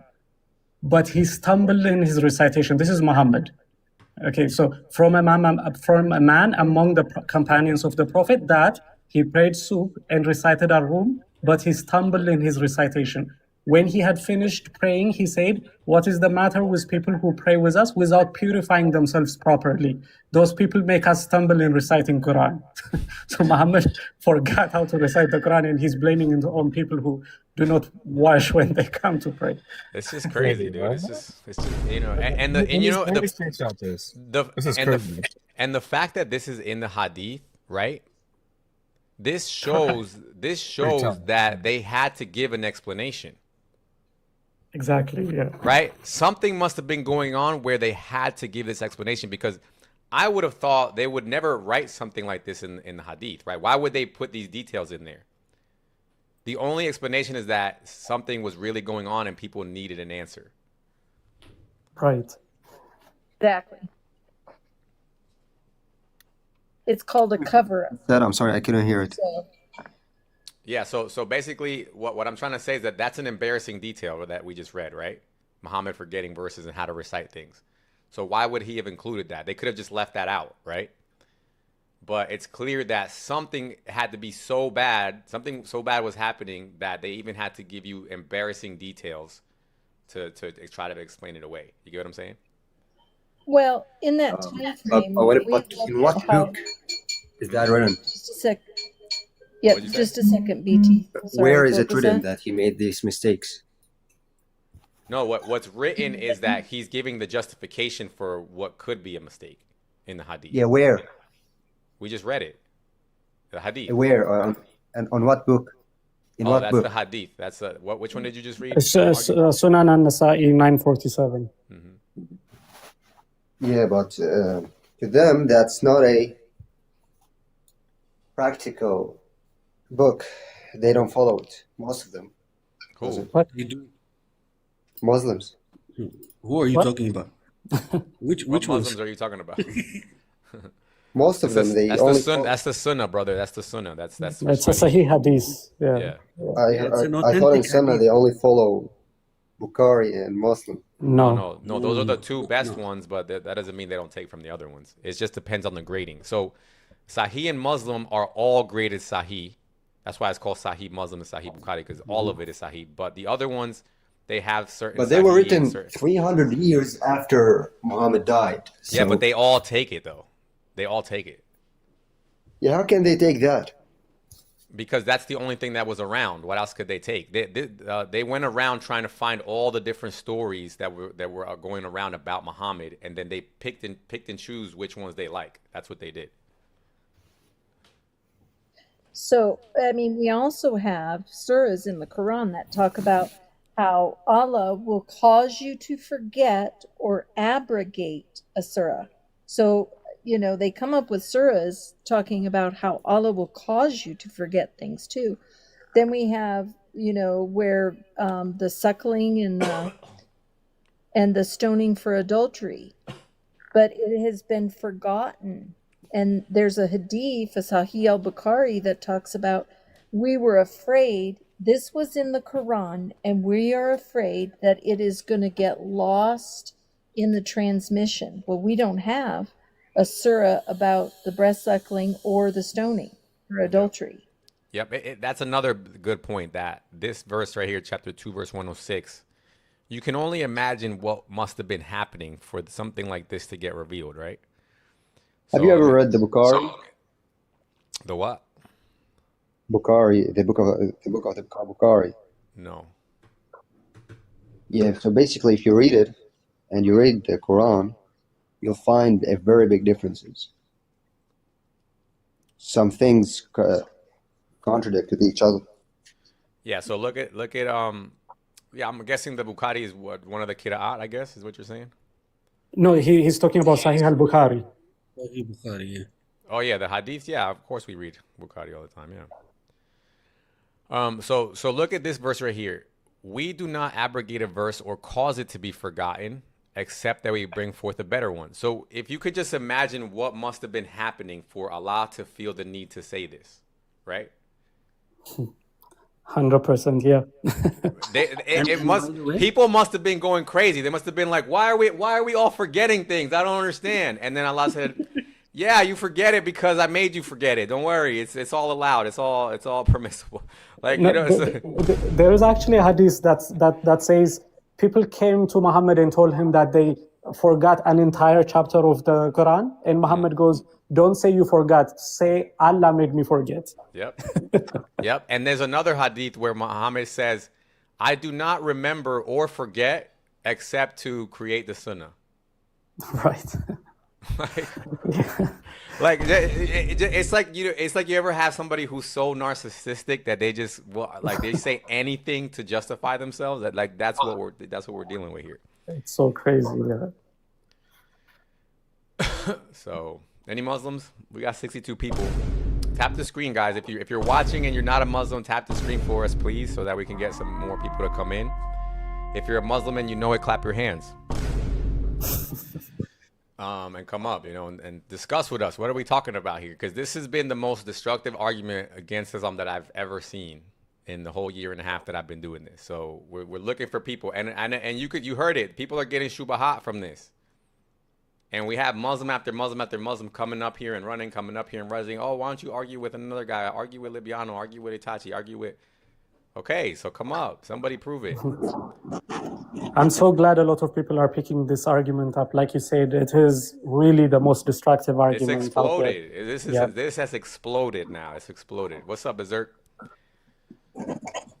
Hey man, yeah, sorry, I'll probably drop. I'm a Christian too, but I think the main argument I've always used is how they have to prove that Prophet Muhammad is the actual prophet. And what I do usually is his lineage. The only way to be a true prophet is from the tribe of Israel and all the tribes, which he is not. Yeah, but they just deny that. They say the Bible's corrupted. So exactly, yeah, they'll go to that. Exactly, they will. Yeah, it's just like everything. Muslims make these claims with no evidence. That's all they do. They just make unfalsifiable claims. That's it. Like, how can you ever falsify the claim that Jesus wasn't actually crucified? I'm about to bring that up. Yeah. It was that Allah created an illusion. How can you falsify that? You can't falsify that. Right? Exactly. Or the Quran or the Bible you have has been corrupted. Okay, so where's the real one? Oh, we don't know. It just it got lost. How can you falsify that? Well, not only that, is like the other thing I just found out. I'm actually starting to read the Quran myself, and I found the days of creation, they get that wrong too. Yeah. Or how do 40 different narratives in the Quran come from the Talmud and the Midrash and the Gnostic texts? Oh, it's because, since it's the truth, they all had it. What? So it gets to the point, like I said, when you just look at the whole thing, it's just utterly ridiculous. Exactly. But yeah, definitely thanks for having me up, man. Good work. I just followed you about last week, and I started following your argument, and I'm still trying to analyze it and try to put it in my pocket and actually start running with it too, man. I appreciate it. Yeah, no, but Berserk, if you want, if you have anything you want to learn or something right now, we could talk about it. There's no Muslims that want to come up, so we might as well, if you want to learn something or if you want a question, anything, or you're good. Yeah, I'll probably just go in the comments, man, and just keep on listening and stuff. I appreciate having me up there, man. Yeah, no problem. Take care. If I have any questions, I'll probably come back up and ask you guys. Yeah, feel free anytime. My thing right now is I think we have to get equipped to answer these guys because they're coming. Yeah. Even with all the lies and all that, they're still coming. So you need to have an answer. I know Little Deer and I know Jamal pretty well. They're good. Freaking very knowledgeable. Known them for a while. Yep. Zero, you want to come up, Zero? I appreciate you then, Berserk. All right, see you, man. God bless. Let me see Zero. Yo, what's going on, man? What's up, Zero? Dude, you came a long way, man. I remember you had 5 people in there. Now you busted up at 62, man. Hey, I'm proud of you. I was at 200 yesterday. Oh man, bro. I knew you had it in you, brother. There it is. It's coming out. But no Muslims. Man, let me tell you. Remember when I had 10 people watching? Remember when I had 10 people watching and 6 Muslims on the panel? Now I have 60 people watching and 0 Muslims. Because they know you evolved. Why are they scared, man? Why are they scared? I don't know what's going on. No, but before you was making some beginner points, and now you you got into it. You start reading and educating yourself. Yeah, and you leveled up. You leveled up, man. What you been reading though? Sam Shimon articles or something, or what? What you been reading? No, hell no. I just 9 times out of 10. But his articles are good though. His articles are pretty good though. I ain't gonna lie. Yeah, no, they are good. They are. I've just gotten to the point where I got tired of having the same arguments, so I started just for the most part, I either watch David or God Logic, and the one that put me onto this argument was Soko Films. I don't know if you've seen Soko Films. They record people in Speaker's Corner over there in UK. And I saw there was a brother in UK who was arguing with Libiano about this topic, about Ahruf and Kira'at. And I could tell there was something there, but the brother wasn't really ready at that moment, so he kind of got a little bit taken off course. But then I started looking that up, and then I started seeing other people running this argument, and I was like, oh, this is crazy. So, yeah, then we just do research, and put stuff together. But I've been using a lot of AI and stuff, too. Bro, let me tell you something I've been on, bro. I've been studying Ibn Taymiyyah a lot, and I started to understand like Tawheed, like to really. I took a deep dive in Tawheed, bro. Yeah. And I'm telling you, man, it destroys every single argument about Jesus being a Muslim, bro. Because I can go directly to one of Ibn Taymiyyah's writings. For instance, we talk about like Tawhid al-Uluhiyya, Tawhid al-Asma wa Sifat, and Tawhid al-Rububiyyah. They have different Tawhid? Yeah, you didn't know that? Yeah. Yeah. Bro, please don't tell me that, bro. Like, please don't tell me they have different Tawhid, dude. Hold on, $1. Bro, I think, hold on, we got a Muslim, I think. $1, are you a Muslim? I think $1 is a Muslim. I'm gonna go ahead and drop. I appreciate you for bringing me up and Thank keep you, this RD. going. Yeah, all right. I'm gonna bring God up bless you all. $1. Yeah, there's my background for you guys, Neo. That's my background there. My bad. $1. We gotta talk about. Don't go anywhere. I want to talk about this different Tawhid, bro. Wait, dollar, come back up, dude. Oh, you're not Muslim? Well, come up anyway if you want. It's fine. Keep telling me about this Tawhid, bro. How could there be different Tawhids? All right, so you know how they have like the Asharis and the Salafis and the Maturidis? Yeah. But Tawhid just means one God, right? No. It's way deeper than that, bro. What? Because please don't tell me that, man. Come on, man. I'm gonna recommend the book for you to make it easy. Well, no, but just tell me. Explain it to me. Explain it to me. I got you. So Tawhid al-Uluhiyya is the one that's in worship, right? Okay. So that means like taking no partners with Allah in worship, right? Okay. So when Jesus says, anything you ask in my name, I will give it to you that the Father may be glorified in the Son. All you have to do is ask a Muslim, how many people are involved in that prayer? Is it one person or two person? And if it's more than one person, then how is that oneness? And then you can go into Tawhid al-Rububiyyah, which is oneness in lordship, and that extrapolates into three more categories. Tawhid al-Rububiyyah fi tadbir, Tawhid al-Rububiyyah fi milk, and Tawhid al-Rububiyyah fi halq, which is the lordship, oneness in lordship of creation, ownership, and authority. So when Jesus says, all authority in heaven and earth has been given to me, how many people have authority in heaven and earth? One person or two persons? Two persons. You see what I'm saying? Oh, so you're saying the different Tawhid is just different categories then? It is, but it's important because if you want to bring the teachings of Jesus into account, you can point directly to the type of Tawhid that Jesus is violating by what he's saying. Right. This is similar to the one that I heard God say.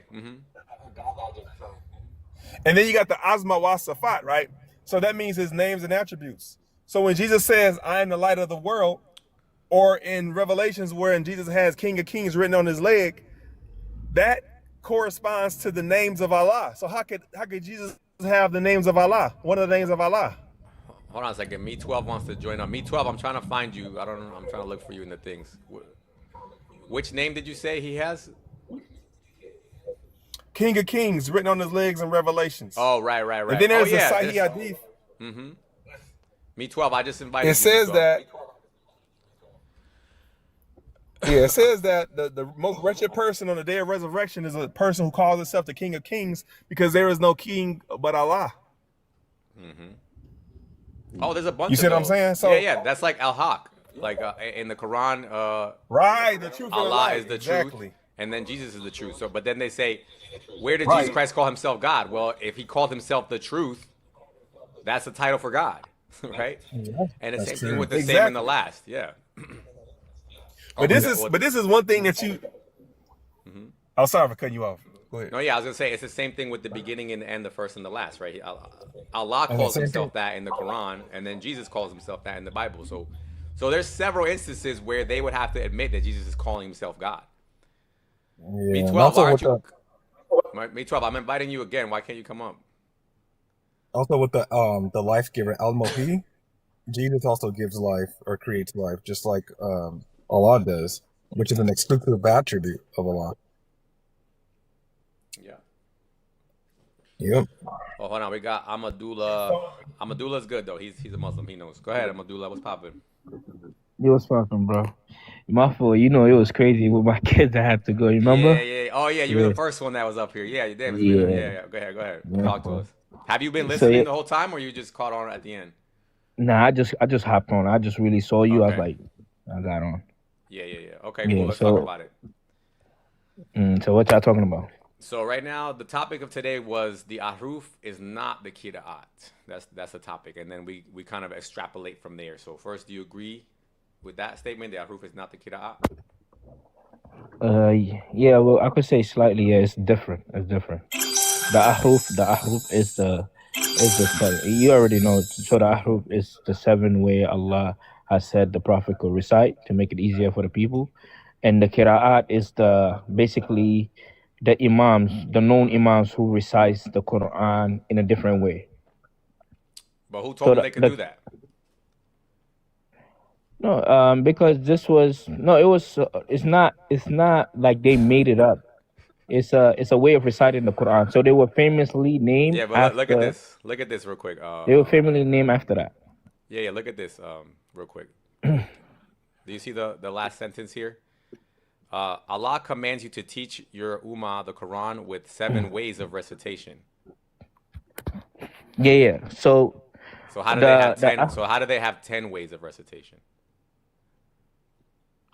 So the reason why they have 10, it was actually 7 qiraat, but they extended to 3 more. They Do you make think it that 10. was? Let me ask you this, Yeah. because I've been meaning to ask this. Do you think that's a coincidence that they chose 7 initially? I think 7 was just because I believe it goes back to I believe to the ahruf, the way of There you go. So yeah. think So about I that. think that 3. So think about that then. They wanted to stay in line. So think about how bad it must have gotten that they had to break the rule. No. Okay, look. Do you want me to show you? Because I would like to show you a website where it really explains this a lot to you. Brother, If you really want to hold know. on. But first, I'm always willing to go to sources or whatever. But first, you have to explain it to me logically, so I can see if it's even worth going down that rabbit hole. Yeah. So I mean, okay. So the 10 qiraat is basically people who recited the Quran in different locations, and these imams, like for instance, Warsh, I believe is one of the people who recited the Quran in Medina, right? Then you have people that recited the Quran in South Africa, in Egypt, in Kufa, in different places. So the way they recite the Quran goes back to the ahruf, or to the way the Prophet Muhammad recites the Quran. It's just they were reciting it differently Yeah, but because they dialect. Abdullah, we're not. So let's analyze, break it down little by little what you said. So because there's different tribes, they have different dialects, right? That's what you're getting at, right? Yeah, they had, yeah. Okay. So that makes perfect sense to me. I don't see no problem with that. And it even lines up with this hadith, because Allah was told by Jibril, Allah told Muhammad through Jibril that he had to recite it in one way. And then Muhammad said, no, please, because my people will not be able to bear with that. So then he said, okay, recite it in 2 ways. And he said, no, because my people will not be able to bear with that. What I understand there is that the people had different dialects. So if it was only revealed in one dialect, then he would have to, then it would be difficult for them to understand, right? Yeah, it would be not understand, but recite. Sure, recite. Like it would be, yeah. So the point is, we have evidence to prove that there should at least be 7 ways of reciting when it comes to dialect. We definitely can, we can't prove it, but we have strong evidence to make that case, right? The problem is that when you read the Qira'at, Qira'at doesn't have just to do with dialect. There's different words with different meaning. And we don't find a justification for that. Yeah, I understand. So yeah, because it's basically you have a whole different tribe that's reciting the Quran differently, right? Like dialect, like you were saying, no, brother, no. Let me show you an example. So look at this. I understand what you're saying though, No, but no, what no, I'm saying, even no, but you don't though. You don't, because what you just said is just dialect, and that's not what I'm saying. Hold on. no, Show no. me. When you're talking about the words might have slightly different meaning. For example, like one of the Quran verse, like Surah Al-Fatiha, where it says Malik Yawmiddin and Malik Yawmiddin. One of them says the King of the Day of Judgment, and one of them says the Owner of the Day of Judgment. No, Yes, they might mean different, that's not what but I'm it's getting at. still referring to the That's not what I'm getting Guys, at. I'm sorry. Allah. I got out by mistake. No, you're good. Like look, 5 minutes ago. But I'm not sure what are we debating right now. Yeah, so we're debating the Qira'at right now. So look at this right here. For example, Amadullah. So look at this first one. It says 10:16, right? 10:16, Hafs reading. It says, "Nor would he have made it known to you." So meaning he would not have made it known. 10:16 in the Warsh, Kunbul, and Kalaf, he would have made it known. Yeah. Okay, so I mean here in the Hafs version, if you read it, it gives you both instances. It do say would have made known to you, and then it did say nor would he have made known to you. No, it doesn't No, say that. I read it. do you want to read I, Quran? yeah, That's how I'm telling you. I'm gonna read it. I did. That's what I'm trying to tell you. I read it today. I'm gonna pull it up for you right now. So 10:16. Hold on. Let me make sure I don't want to close one of my tabs out. Whatever. All right, go to 10:16. And this is actually, I want to show you what the context is so you can see how one makes sense and one doesn't, okay? Okay, listen. So 10:16, let's read from 15 first, okay? So it says, "And when our verses are recited to them as a clear evidence, those who do not expect the meeting with us say, 'Bring us the Quran other than this or change it.' Say, O Muhammad, it is not for me to change it on my own accord. I only follow what is revealed to me. Indeed, I fear I should disobey my Lord, the punishment of a tremendous day. So if Allah would have willed, I would not have recited it, nor would he have made it known to you." Yeah, right? So Muhammad is saying, if it was Allah's will, neither me or Allah would have revealed it to you. That's the one. The war says, if it was Allah's will, I wouldn't have revealed it, but Allah would have. Okay, here we understand that if Allah had willed, I would not have recited to you, right? Brother. No. He's giving you two options. Hold on, brother. What? Think about what you're saying. Don't go down. Don't go down. No, brother. Think about what you're saying, right? He's trying to make a point that basically that he's not the main. Show the verse. Which one? Oh, my bad. Yeah.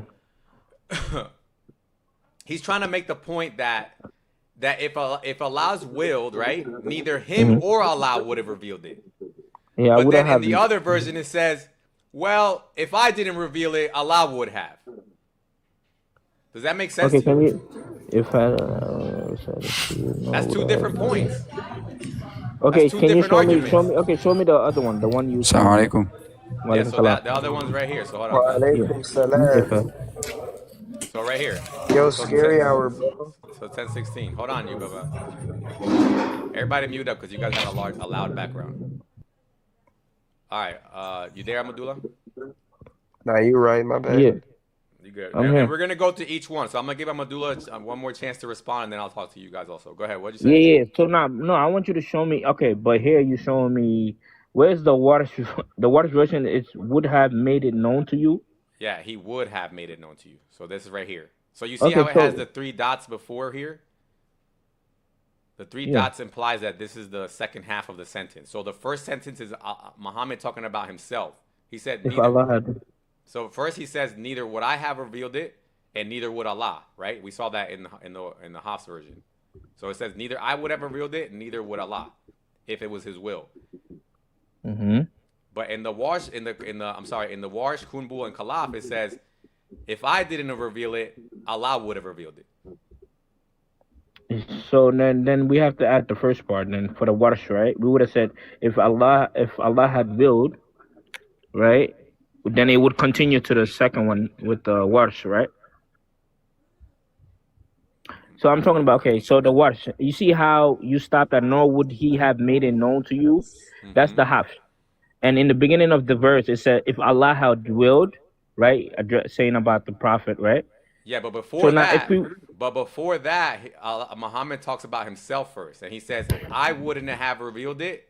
So he says, "If Allah willed, I Muhammad wouldn't have revealed it, nor would have Allah would have revealed it." So he's saying both of us wouldn't have revealed it. okay, now if And then the first part, in the war, she says, "If Allah had willed it, I wouldn't have revealed it, but Allah would." okay, I need to look at that. Hold on. All right, let me look at that real quick. One second. You brought up a good point. Hold on, 1 second.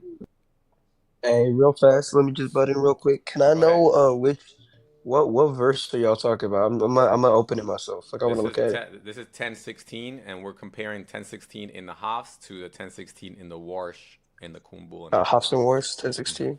Yeah. All right. I think it's Warsh because I don't know how this chart is working, but it says Warsh, Kumbul, and Kalaf. But we can figure out which one it is if you want to.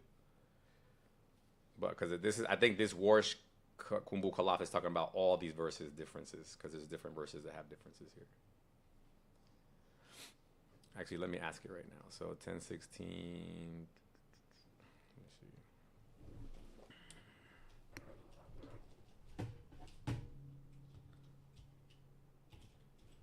10:16 is 10:16 Hafs is being compared to which recitation?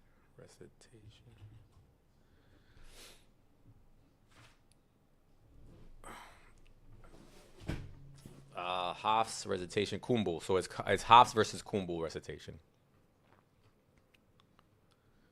of 10:16. Yeah, both are correct. Excuse me, I have a question. Yep. Like I read in some like Sunni like Muslim books that like their Aisha, they have like the mother of believers Aisha. Have you heard of her? Apparently she was she was like a total slut. Apparently. Hey, brother, Jesus. Hey, Is that Johan, true? bro, get off the live game. Jesus Christ, dude. Why you gotta do that, dude? That's a Shia probably, right? By the way, our prophet said that Aisha radiallahu anhu would be in heaven with him. I don't understand the logic of like cursing her out. Yeah, I don't know. I guess, bro. I guess Shias and Sunnis, I don't get it. Why? Like they have some real hatred between each other. It sounds like. I promise you, it's all one-sided. Like Sunnis, we just think they're wrong. Like, I've genuinely never seen a Sunni like genuinely cuss out. I don't know. I'm just saying me personally. I've never actually seen like a Sunni angry at the fact that like a Shia exists. I don't know because it's just gotten out of hand at this point. And it's weird to me how this could happen with supposedly the final religion. This seems off, right? What do you mean? Like Muhammad came, he did his thing. He had a great success, I would say, in spreading his religion, right? He conquered the whole Arabian Peninsula in like 3 years or something like that, right? So wait, your host, my fault, I'm back. I want to know, like, I see how you showed me in Quran.com. You showed me this one, but this one, where are you getting this one from, though? That's what I want to know. Right now, I don't have an actual like Kumbul version, so I just asked basically AI. I asked ChatGPT. It's not ChatGPT, this is Grok, but it's like similar. Yeah, because like I'm kind of because I would like to look into it, like to really see the other version of the house. I just don't know where these qira are. Like maybe you could tell me where are they? I don't know where to find them either. I mean, nah, that's the problem, bro. So if you're gonna show me this, if your argument would be strong here, like the fact that like if you show me the Warsh where it says exactly what you're saying. No, I totally agree with you, Amadullah. I agree with you 100%. But like I said, since I don't know where to find it, that's why I just open these vibes and I let anybody come up and I say, hey, whoever. So many Muslims have come up. They could have just easily say, "Hey, no, this is a different one." But they agree that it says these things. I would disagree then. I won't support this right here. The No, one with the wife. I know, but I'm gonna Yeah. do. I just show me the evidence. That's all. Okay. I mean, but why are you gonna shift Matter it of to fact, me let's though? do You this. brought Okay, it up. matter. Okay, let's do this. Let's do this. I It would actually think help us if I you got you. really I got show you. us. I got you. I got you. I think I actually You found this understand? yesterday. Let me pull it up. Let me pull it up. I think I actually did find this yesterday. Hold on. Let me just Yeah. copy this. Let me. So 1016 in Kumbul and Hops. 1 second. I think I did pull this up yesterday. Hold on. 1016 in Hops versus. How do you write Kumbul? Kumbul. Q.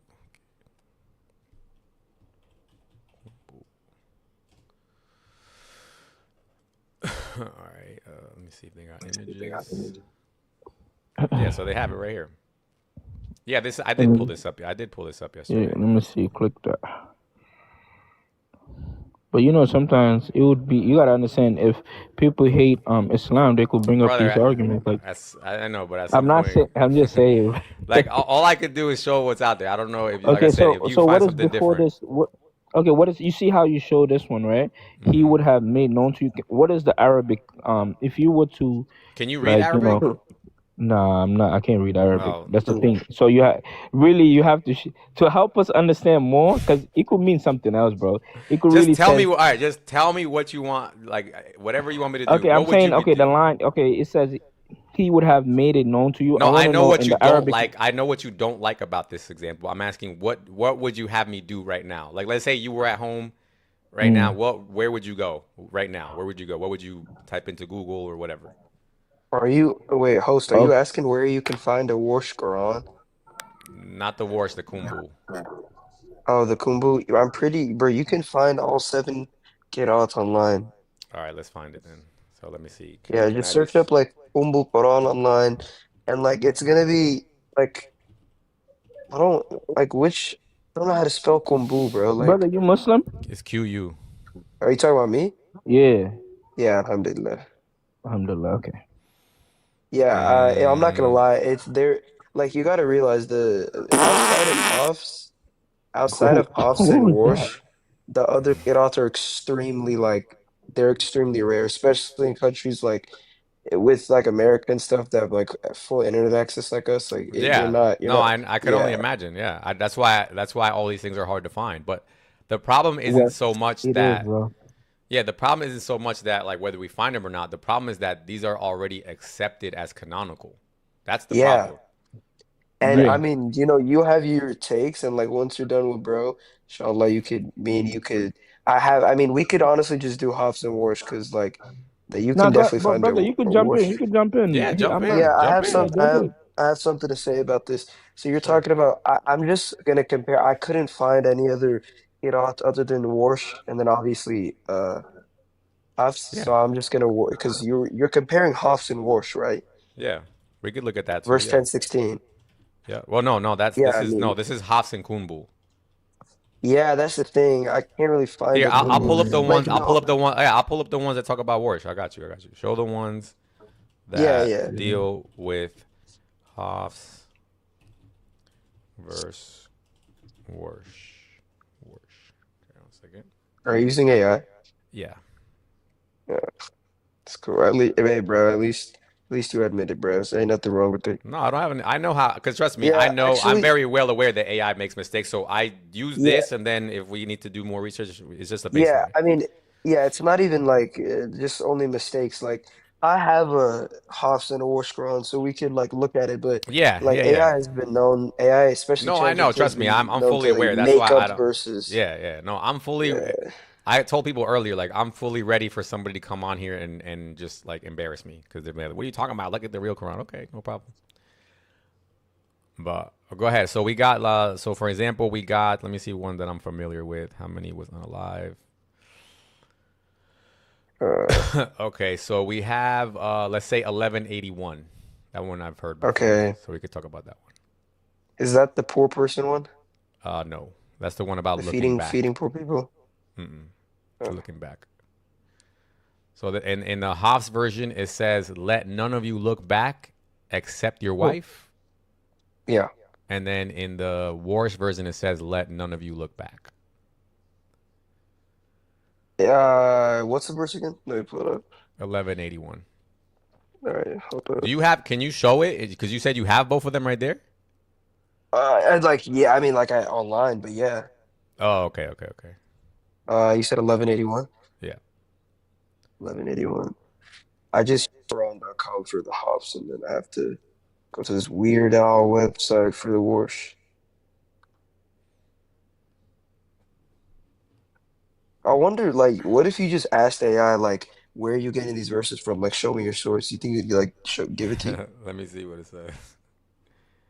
It's like, there's no way, like, it's just getting these verses and Well. like, First, let's see if it goes with yours because you let's have get them. it So from let's see someone. if there's an issue between if there's a problem that we need to address, we'll address it. But you have them, so we can Yeah. prove if it's wrong right now. Yeah.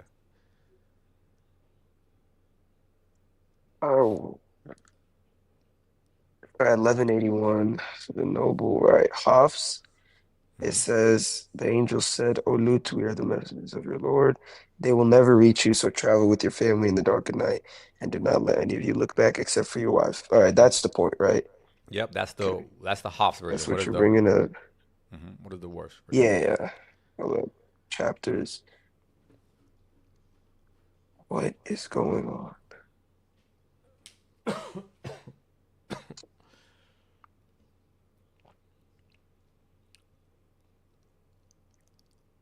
Oh my goodness. Hmm? Bro, it's saying like I have to like it only like lets me read the first page and then I have to download it. What is going on, bro? Hold up, wait. Let me low-key. Hold up, wait. I'll be right back. Let me download this Yeah, fast. yeah. I'll try to find one too while you're doing that. Give me Yeah. 1 second. 1181.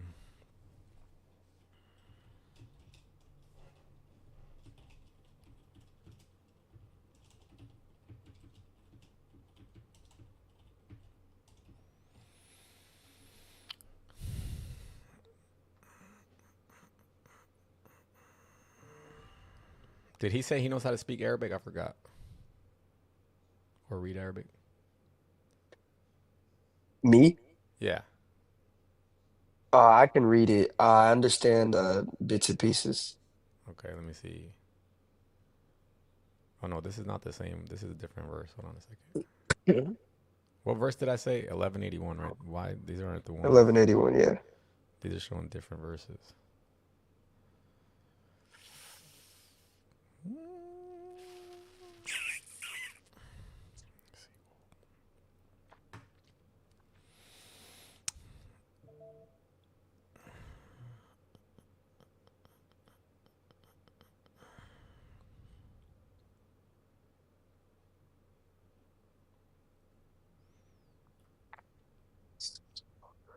Do you upload Indeed, we are the messengers of your Lord. They will not reach at you.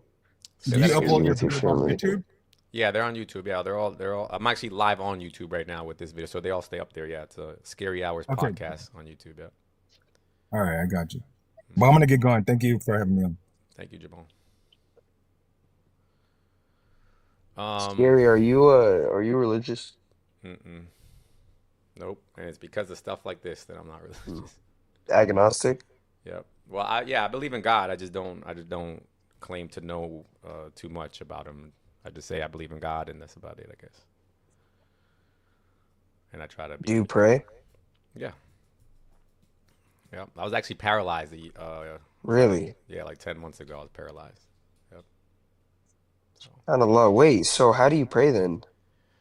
I just pray. I just talk to God. I just say, hey, God, what's popping? I just talk to him, man, like I would anybody. Like I'm talking to you. Like if just talk to him. But I just know that he's almighty, and I just talk to him. Yeah.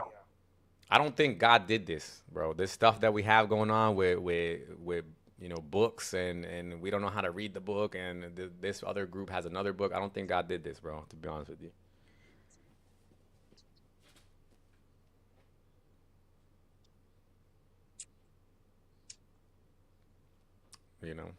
But let me ask you a question, because it sounds like you probably won't be able to find the other version. But let me just ask you a simple question then, before we even get into the actual meanings, right? Because I know that the standard, like when we look at the Yeah. standard arguments, right? Like the one you said about poor, feed the poor or feed many poor people, right? You said that one already. You know that one, right?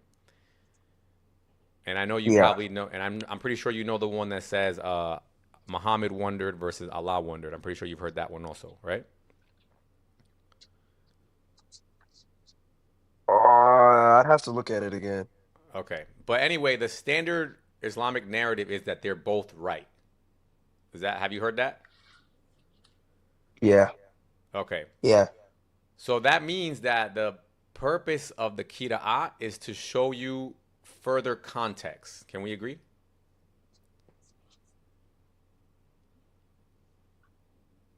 Just say it again. The purpose of the qira'at is to show you further Yeah, context. yeah. Right. It's to show you further context. More context. Yeah, in some cases, yeah, not always, but yeah. Right. So let's say that's part of it. Okay. Does that match the purpose of the ahruf?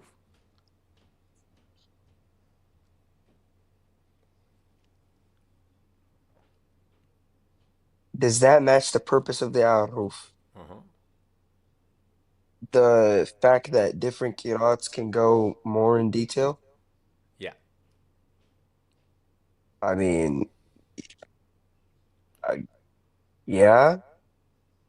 Wait, Okay. wait. Isn't ahruf and qira'at are like essentially the same thing, right? No. No, and that's Because actually the whole qira'at point. is, yeah, like qira'at is just like how you read it, right? And ahruf, oh, I guess you're right, because ahruf would be more like vocabulary, grammar, stuff like I get what you mean. Yeah. So Yeah, no, what you they're have, not exactly the same, no. yeah, there's several They're ways not we the can same. prove. Yeah, we can prove this in several different ways. So for one, the purpose is different. When you read the qira'ats, and we show right that in one version in the Hafs it says one thing and another, and the other one says another thing. Like for example, the one that says Allah wonders, and then the other one says Muhammad wonders. When we ask Muslims why there's a difference, they say because they're both true. That's what they say. They say so Allah wanted you to know that they both wonder. That's the explanation. Yeah. So when you look at that, you say, okay, well, I guess the purpose of qira'ah is to give further context. So when you read them both, you understand the fullness of the story that Allah was wondering and Muhammad was wondering, right? That's okay. But when you read of the stated purpose of the ahruf, it was to make it easier to read. By stated purpose by who? By Muhammad and Jibril, I guess. So I could show you that if you want. Let me pull this up real quick. Yeah. Is this a hadith? Yeah. So here's when supposedly, because the ahruf is basically mentioned in two hadith. One, well, it's more than two hadith, but two. Most of the examples are pretty much the same except for this one. So there's one where Umar and another guy, they were like in disagreement about which was the correct recitation. So Yeah. he grabbed So him by the wait, neck. I'm sorry, your question was if like ahruf, you're saying that ahruf was meant, the paradigm is that ahruf was meant to go more in detail, give you like more perspective, context, etc. Yeah, I'd agree with that. No, that's Bro, what qira'at does. my bad. Qira'at, that's what qira'at does, right? Right. So, and then you're saying that doesn't match up with what the Prophet said the point of different qira'at was? No, the Prophet didn't have qira'at. The Prophet had ahruf. Yeah. Right. My So bad. I get yeah, no, you're totally fine. And this is the reason this is confusing because most Muslims think it's the same thing. That's why I made this topic today, which is saying it's not the same thing. I low-key thought it was the same thing my whole life until like pretty recently. Yeah, and so did I. Whenever I heard it, I used to think I couldn't tell the difference, but I'm starting to see it now because when you look at this hadith, let's read it together. So it says, it was narrated from Ubay bin Ka'ab that the messenger was by the pond belonging to Banu Jufar when Jibril, peace be upon him, came to him and said, Allah commands you to teach the Ummah the Quran with one way of recitation. Yeah, he one said, one qira'at. One ahruf. Oh, my bad. Remember, there's no It's qira'at yet, remember. Remember, the Qira'at don't come about until after Uthman has the burning session. Yeah, the Uthmanic Codex. Yeah. So those come from the Uthmanic Codex. But let's so before that, this is just Aruf. So so it says Allah commands you to teach the Quran with one recitation, one way of recitation. Right? Okay. So he said, I asked my Lord for protection and forgiveness. My ummah cannot bear that. So Jibril's trying to say, look, bro, there's only one way to recite the Quran. And Muhammad says, please forgive me, but I'm going to have to ask you for more ways because my ummah cannot bear that. Right? We agree? Yeah. Okay. So my ummah cannot bear that. Then he came to him a second time and said, Allah commands you to teach your ummah the Quran in two ways of recitation. He said, I asked my Lord for forgiveness and protection. My ummah cannot bear that. So what could be the only scenario that the ummah could not bear reading the Quran in one way?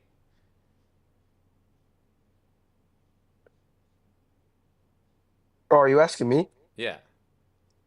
Why couldn't the Ummah bear to read the Quran in one way? Yeah. Well, from what I know, right? I'm pretty sure the reason for it is like it was to I think the reason why the Ummah could not bear to read the Quran in one way was it to I actually don't know, I'm not gonna lie. It's the Like I don't dialect. want to No, it's the yeah, dialect. well yeah, but like I thought you meant like reason, like why That is the reason, exactly? because they didn't all speak the same dialect. Yeah. Right? So this makes So sense. that's just the reason. Yeah. So it makes perfect sense to me when I read it. So why Jibril and Allah keep giving him more ways to recite the Quran in different dialects in order to help the people? Right, because what's it called? Back then and even now, like different tribes, different places, like they all spoke Arabic, but in different Right. dialects. Yeah, and Yeah. the thing that you have to know about this hadith here, this is revealed during the time of Medina. Yeah. So the prophet wasn't dealing with just the Quraysh anymore. Now he was dealing with different tribes with different dialects. You get what I'm saying? Yeah. So now that makes sense. I don't have no problem with that. Okay, different Qurans have different dialects. I have two in order to help the people read it. So let's keep going. So it says, then he came to him a third time and said, Allah commands you to teach your ummah in the Quran in three ways of recitation. He said, I asked my Lord for protection and forgiveness. My ummah cannot bear that. So he's like, even three different dialects is not enough for all the different types of people that I'm dealing with, right? Yeah. Then he came to him a fourth time and said, Allah commands you to teach your ummah the Quran with 7 ways of recitation. Yeah. Right? So basically, Jibril was just like, look, bro, just stop asking me. All right, I'm approving 7 ways of reciting, right? Yeah. And then he even tells you why. He said, Allah commands you to ummah 7 ways, and whichever they recite will be correct, right? Yeah. So now, oh yeah, I've seen this hadith before. Yeah, so 7 ways are correct. Yes. So what happens if you have 8? Then one of them is incorrect. Correct. What happens if you have 9? Then 2 of them would be incorrect. Yeah. What happens if you have 10? Then 10 of them will be incorrect. Yeah. Well, 3 at least, right? So basically Or, the the point is only 7 are approved. So how do we have 10? Who has 10? All of us now. There's 10 approved Qurans. Yeah. Approved by who? Because from what I know and from like what I've learned, I just learned from Sunni scholars. Like I'm Hanafi, but like in Sunni theology, if I'm not wrong, there's 7 accepted ahrufs. There's 10 now. So let me show you. Hold on. By who? I'm gonna show you right now. Who? I'm not even saying you're wrong. I know. People definitely. I'm sure people might have done that. I'm saying like, was this a credible classic scholar? Yes. I'm gonna show you that. So this is Ibn al-Jazari. So basically what had happened was initially there was only 7 approved, 100%. And you could think why, right? You could think why because he was trying to match the ahruf, right? He was like, if there were 7 ahruf, 7 ways to recite, then we have to have only 7 qira'at, right? That's because it's only approved. But then later in 1429, or no, what year is this? I guess he said he was unalived in 1429. But yeah, this guy Ibn al-Jazari, Muhammad bin Muhammad ibn Ali ibn Yusuf al-Jazari, right? He approved the 10. And it Like, says, are we Ibn al-Jazari? yeah.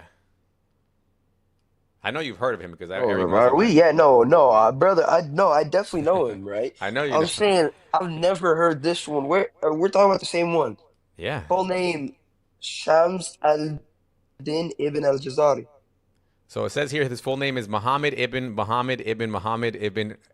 Ali ibn Yusuf Yo, al-Jazari.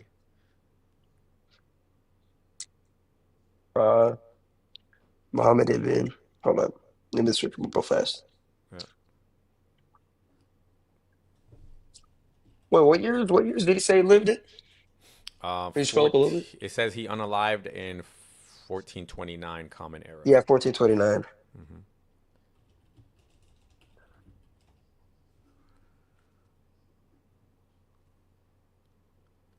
Yeah, 1429. Yeah, Right. Shams ad-Din. So it says he is the highest authority on Qira'at. Yeah. His book, he wrote the book An-Nashr fi al-Qira'at al-Ashr. And he's widely respected across Sunni Islam. He's regarded as a master in Quranic Yeah, he science. definitely is. Yeah. Yeah, so he approved 10. Yeah, I mean, from what I know, right? Ibn al-Jazari, his stance was he stuck very close to the prophetic rule that there's only seven nahrus. If I'm wrong, right? If you could pull me up like Yeah, so where that he was said this in which one of his books. Ibn Mujahid that did the 7. Ibn Mujahid came Okay, before Ibn him. Mujahid. Yeah, Ibn Mujahid did 7. And then Ibn al-Jazari came after him and said, no, it's 10 now. Ibn Mujahid allowed 10? 7. And then how many did Jazari allowed 10. how many? Jazari added 3 more Shams too. ad-Din. Yeah. Not gonna lie. Say that again? Hold up.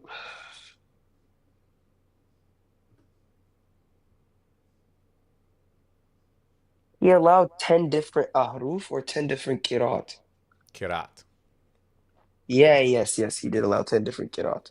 But he only allowed the 7 ahrufs. That's why I get those two confused. Because like I said, I didn't even really know but they were brother, different until very recently. that's the thing is that the ahruf, we don't have the ahruf. What do you mean we don't have the ahruf? We don't. So you remember the standardization of Uthman, right? Yeah. Okay, so the way that you would get 7 dialects is by the dialectic marks on the letters. Okay. Yeah. But when Uthman standardized the Quran, he removed all those marks. He just gave you the skeleton. You know that, right? The what do you guys call it? The Rask or something? The Rasm. Yeah, Rasm. You know, Rasm? Rasm, yeah. What does that mean, Rasm? Like the mark? No. The Rasm is the skeleton without the marks. Okay. So Uthman's codex does not include any vowels or dialectic marks. Yeah. Okay, and then we get the Qira'at because after Uthman, they added, like different reciters added different vowels and different marks. That's how we get the 10 Qira'at. Yeah. Right? So if we all have Uthman's codex as a baseline, then we don't have whatever the 7 ahruf were before that. The 7 ahruf though, like you're aware that like with the real, like the reason why he burned them, right? Yes. It's because the 7 ahrufs were not perfectly. The people were like he was trying to avoid people like editing them and stuff like that, right? Mm-hmm. But what's it called? I believe it was the Quraysh dialect. That's the one that he kept, right? Then he destroyed all the other ones. Yeah, so this is the part I don't understand, right? Because supposedly during the time of Muhammad, I'm pretty sure historians say there was no dialectic marks and vowels. So I don't understand, if you don't have the dialectic marks and vowels, how do you even get a dialect? Yeah, bro, you got me on that one, gang. I'm not gonna lie. I don't Right? know. There's a lot of Yeah. problems. No, I mean like I'm speaking like from a place of like a lack of knowledge, right? Like Yeah, I'm yeah, yeah. yeah, you know what I'm saying? Like So look, here we go. So here we go. Suyuti, you know Suyuti and Ibn al-Jazari? maybe not just out, yeah. Uh-huh. And Ash Zarkashi and Abu Shama. Well, anyway, these people, look what Abu they Shama. say. Yeah. Look what they say. So scholar Imam al-Suyuti reviewed 35 to 40 opinions and concluded that none are convincing and declared it mustashabi. How do you say that?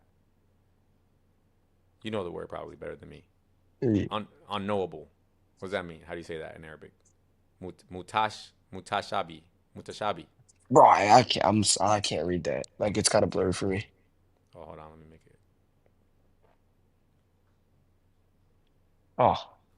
Hold on.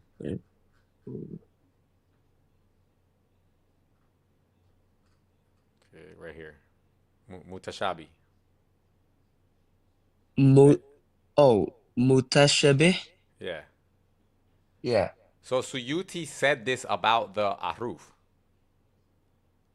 Right. The ahruf. So think about it. When me and you read it, we easily came up to a Yeah. conclusion saying, yeah, this is probably talking about dialect. Yeah. That's kind of what we deduced. Yeah. However, when Imam al-Suyuti looks at it, he says, no, I reviewed over 35 to 40 different opinions on what an ahruf is, and I declare it mutashabi. Yeah. So what does that tell you?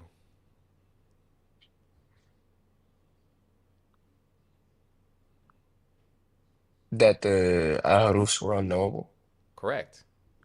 That means that even Yeah. though me and you, when we read the hadith, that makes it seem like it was dialects, he was seeing something else. He was seeing, okay, the hadith makes it look like it's probably a dialect. However, probably when I look at the different chains of narrate, different narrators and different narrations, I'm seeing more differences than just dialects. So now I can't pinpoint it to just being a dialectic difference. That's what he's saying. Yeah. No, I feel you. I feel you. You get No, what I mean? yeah, no, I'm like I'm reading this with you, bro. Like yeah, this is confusing. Mm-hmm.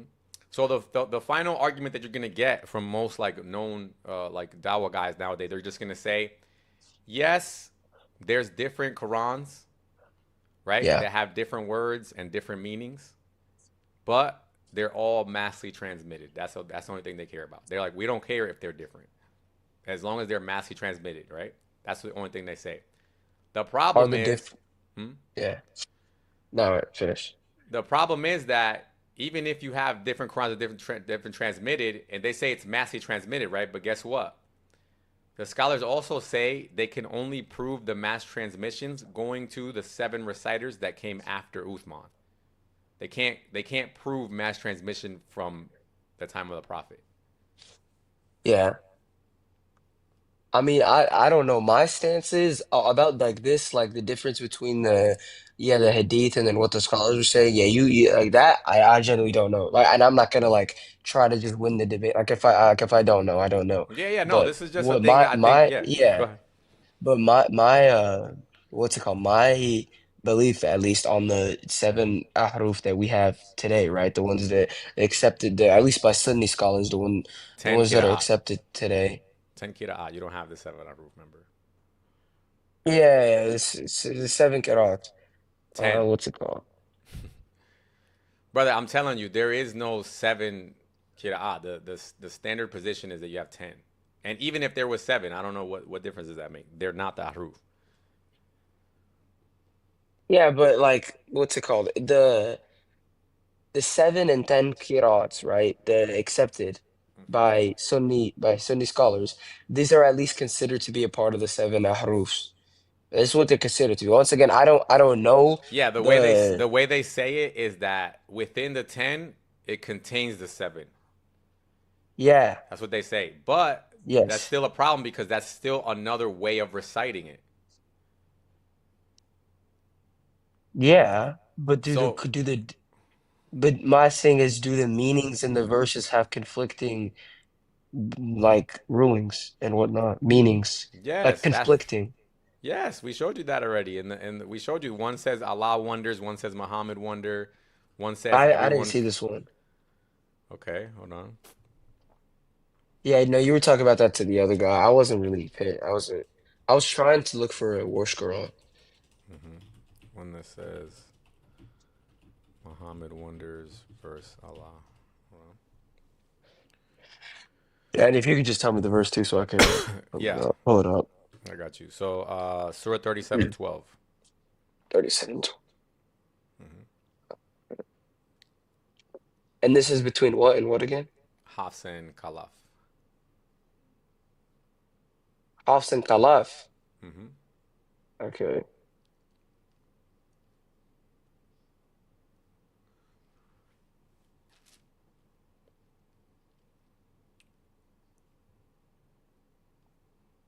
Uh,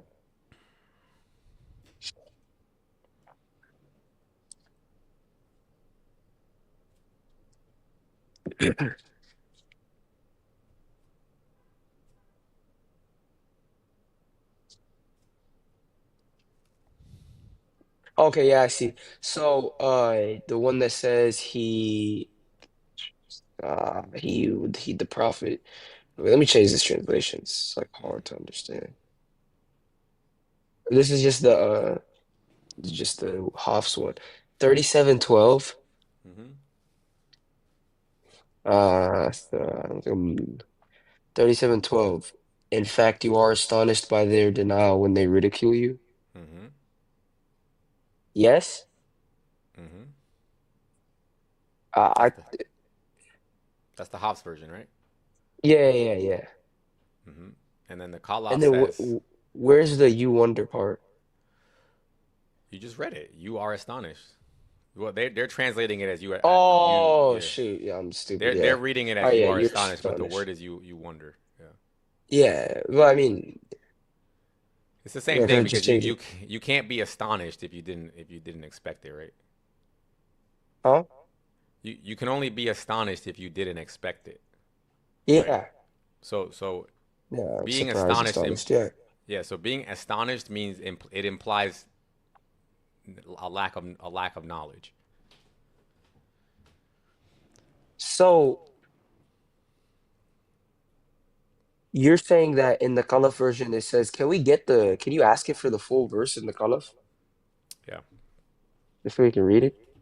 Because I mean, even if that's the case, would it like I said, like we both agreed, like the different odds can give different context and more like what's the word for it? Perspectives, but that's not necessarily a conflicting belief because both can exist at the same time.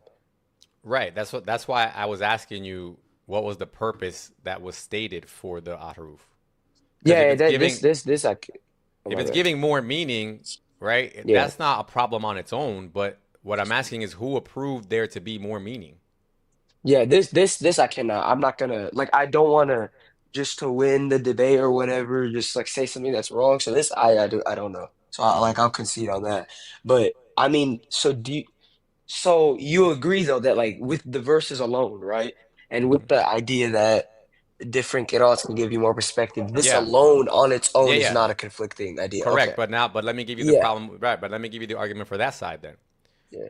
So when I read the Hafs, I can know that Yeah. Muhammad was astonished, right? Yeah. And when I read the Khalaf, I can know that Allah was astonished, Allah on this. Exactly. right? Yeah. So what happens if I This just you don't have a problem with.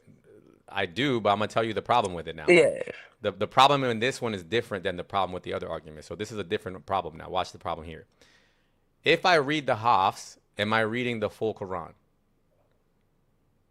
Yes. If I'm reading the Khalaf, am I reading the full Quran?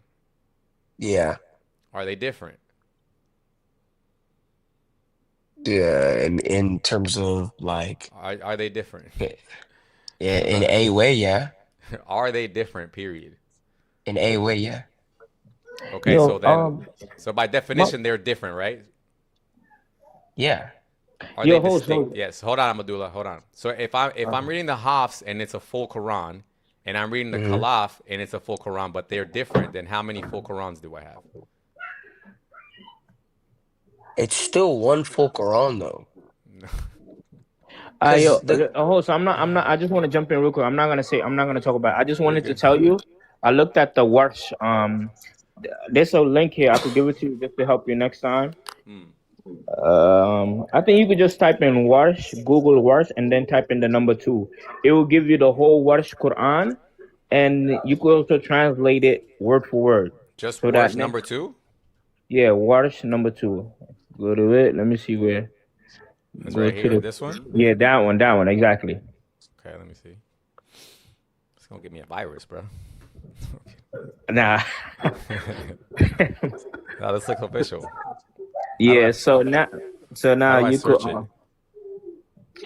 Oh, it should have like you should have pages and stuff like where you go down. Yeah, Oh right yeah, I there see it right here, exactly. right here, right here. Okay, so click. Remember we were talking about 1016, right? Yeah. Okay, so now you click 1016. So now go to. I know it's in Arabic, but they put no. Go on the left. The Quran goes by the left, Oh, it so goes you don't backwards. go. I forgot about that. Yeah, yeah. Okay, So right you here. look for the number 6, number 1610, right? You're looking at. Yep, right here. So between 15, click on it. Just click on it. It tells you translation. Like it could tell you to translate it at the bottom. Like once you no, click it, you actually, should. Okay. Yeah, you see here. You remember we were talking about how the Hafs was saying that if Allah had willed, it was giving you 2 options. Nor he would have. I forgot how it went in the Quran.com. Yeah. But you see here, it's also said if Allah had willed, if Allah had so willed, I should I should not not have have recited. recited it. Nor he would See, have made it known to you. Okay. And then? yeah. So you see how that's what I'm trying to say because the Quran.com and the Hafs version is the same. It's just maybe certain words are not there. No. Remember that? So remember what we read though. It said it wasn't that the words weren't there. It's that one said he would have made it known, and one said he would not have made it known. Yeah, you see, but this is Warsh though, and Warsh doesn't say that. let me see something. That's why I was trying to tell you. You know, when people No, I know what you're screenshot saying, things- brother. I know what you're saying, but let's not jump to conclusions, right? Because I don't know what this is doing. Hold on. Let me ask this thing again. What versions were we comparing for the would have made it known verse? Let me just. We're just gonna. I have to go one by one and just make sure we're not missing something here. Hold on. hey, real fast though, I'm gonna just say this real fast. Scary hour. I'm gonna hop off, but I'm gonna go learn about that thing you asked me. Yeah. That's a very good question because Okay, bro, brother. Look, you hold on got me before you wondering leave. too. Yeah, Yeah, find yeah, out about that and let me know what you come up with. Because I'm open to yeah. learn You too. so your question was who approved the 7 ahrufs? Well, it's not so much who, but we know for a fact that Oh, Muhammad you're right, didn't approve 10 qira'ah, right? He approved 7 recitation, okay, 7 modes of yeah. recitation. Yeah. So look, So brother, this okay, is wrong. Actually, we were looking at the kunbul, not the he words. didn't approve the Okay, cool. Okay, 10 no problem. qira'ats. I'll look it up for I you. got you. I'll look it Yeah. up for you and come back with it. Because I Yeah, see yeah. that you do want to know. Like you, it looking like you do. It's not like you trying to argue against it. You just want to know, right? Yeah, I don't, like I said, I don't really, I'm not religious, right? So this is not bothering my religion, Yeah, yeah. right? We're just trying to get to the bottom of it. Okay, Because I got I'm you. gonna be real with you guys. Look, if you want me to be honest, I want you guys to be free of religion, like I am. That's what I want. But what if there's actually a true religion though? What if like, because I know Then prove him wrong. like, That's because the you gotta point. understand when God created us, He also had to give us teachings to recognize Him, to know Him. So it has Yeah, to but be a way. but I feel like he does though, and I feel like he does it in a more direct way than you're doing, right? You're putting this book in front of God, and I'm saying I experience God directly. But We don't everybody could experience God experience God directly. different way though from you. They could do different practice from you. That's the thing though. But think about it. The way I look at God is that His rules are universal. So we all know this. Why do you think Yeah, most religions? absolutely. Why do you think most religions pretty much agree on most things, right? Like don't have Yeah. sex before marriage, don't be bad, don't lie, don't steal. Pretty much they all agree because that's a universal law we could say. And when you do these things, like let's say drinking, for example, you have bad consequences in your life. But you don't need a book to tell you that. You could just do it and you see, oh, actually my life is shit, right? Oh, okay. But you see how certain religions might teach that drinking is fine though. Where? And like Christianity. in Christianity, No, they they say don't teach drinking is that. fine. See, that's a misconception, brother. So in the Bible, it teaches you can drink but do not get drunk. Yeah, exactly. But like So But be you see that's how honest, a that's huge like saying distinction. but you see date but don't kiss or something. Like it's just like date but leading you to don't kiss. sin and then I saying, "Oh, No, like but that sin." analogy. brother, you can, bro. I don't get drunk when I drink. I have a little Yeah. sip here and Yeah, there that's just to not get what a I'm little saying. chill. Yeah, sure, but like just think about the logic in that for a second, right? Obviously not everyone like people all right, Islam bans dating, right? As a universal rule, because in our belief, overall it's bad. That doesn't mean everyone who dates is gonna end up in a terrible relationship. Just the same way people can handle like alcohol, people can handle weed, etc., etc. The issue is that universally it's bad, so it Yeah, should just be banned. That's the right. But belief. that's the thing though is Yeah. that what you just said proves that Yeah. drinking is not universally bad. It's not universally Yeah, bad. That's the problem. So why would God make one universal standard about drinking if it's not universally bad? Some people can drink just because fine and not have any issues. no, Yeah, I but feel you, that but the issue is, right? Number one, in our belief, number one, it's obedience to God, submission to God. That's literally the whole point of Islam. Number one. Number two is, right? What's it called? The rule is universal because you and I both agree that drinking overall is bad, like for society. And if No, you that's say what I'm no, trying to. you don't think No, so, bro, no, I can bring up so many statistics brother. right now, bro. This is what I'm trying to explain to you though. Like think. Okay, let's put it how let's think about this really, right? You have Yeah, one way where you can just have your own personal experience with yeah, God, right? And then you yeah. have another way that says, look, he would mess up if he drank, so you can't drink. You get what I'm saying? I That's mean, nah, if already you wanna, yeah, that's honestly like if you wanna look at it like that, you're free to. That's not the way I look at it. The way I look at it is Allah knows that certain things can be bad for you. He understands that certain things could put you in danger, and He doesn't like Allah hates sin because it's bad for you, and you should be obedient to God. yeah, That's the way I look at it. but you know that that's not precise. You know that that's not I precise did because alcohol, like for example, again, is it a necessity? Is it an what was the word I'm looking for? absolutely not. Is it true in all cases? Right? No. No, It's not true in all cases. yeah. But then that just kind of goes back to the way you look. Me personally, it's objective morality, Let submission me to ask you Allah. this. If Allah, Boom. All right, yeah, boom. All that's right, now me. let me see if you're consistent. And I don't mean this in a Uh-huh. disrespectful way. Yeah, go Is ahead. is cousin marriage bad? Huh? Is cousin marriage bad? Bad as in like harmful? Yeah. In every case, no. But at this point in every case, no. That's true, bro. Brother, you don't this you Okay, know okay, that's pause. how Okay, nations pause, were pause. So built, pause, right? pause. So look. So it's not it's so we're so far you're equal with drinking. So we agree Hmm. drinking is not bad in every case. Marrying Yeah, cousins is not bad in every case. Okay, now let's go up to the yeah. next level. Is it bad overall? Cousin marriage? Yeah. No, you want me to honest answer? It depends on like the time. It depends on the time you're talking about. I was looking up this the other day. Brother, look what I'm It saying. depends what time you're talking Look what about. I'm saying. Right now, overall, probably, yeah. Correct, and it gets worse as it turns into more people doing it. So just like how we said with drinking, Exactly. just like how we said with drinking, right? On an Hmm. individual case by case, drinking may not be bad, but once the Yeah, majority of the people do it, it's bad, right? yeah, And you said that's why Allah doesn't allow it, right? yes. Cousin marriage on an individual basis, maybe some cases they don't have birth defects, but when you have a lot of people doing it, now it's overall bad, but Allah still allows it. By the way, by a lot of people, you mean like a lot of people in the same family Yes, brother. line, So, right? for Yeah. example, So you're aware of that? Yeah. In Pakistan, where they're Muslim, right? Hmm. They have something like 80% cousin marriage. Yeah. Okay, and they have massive birth defects. They're Yeah. averaging like 70 IQ or something like that. Hmm. That's bad, right? Yeah, there's you aware about the ruling for that? Like, you can't just marry your cousin in every situation, right? The idea is Where that does that come there's from? a Does that come from the Quran or from something else? that comes from scholarly interpretation about how the prophet dealt Yeah. with Well, certain that's what I'm laws trying to in his explain to life. you. That's what I'm trying to explain to you. So at Okay, some point, let me ask you a question then. Is it cool if I ask you one? yeah, At a certain point in history, was cousin marriage necessary for of survival? course.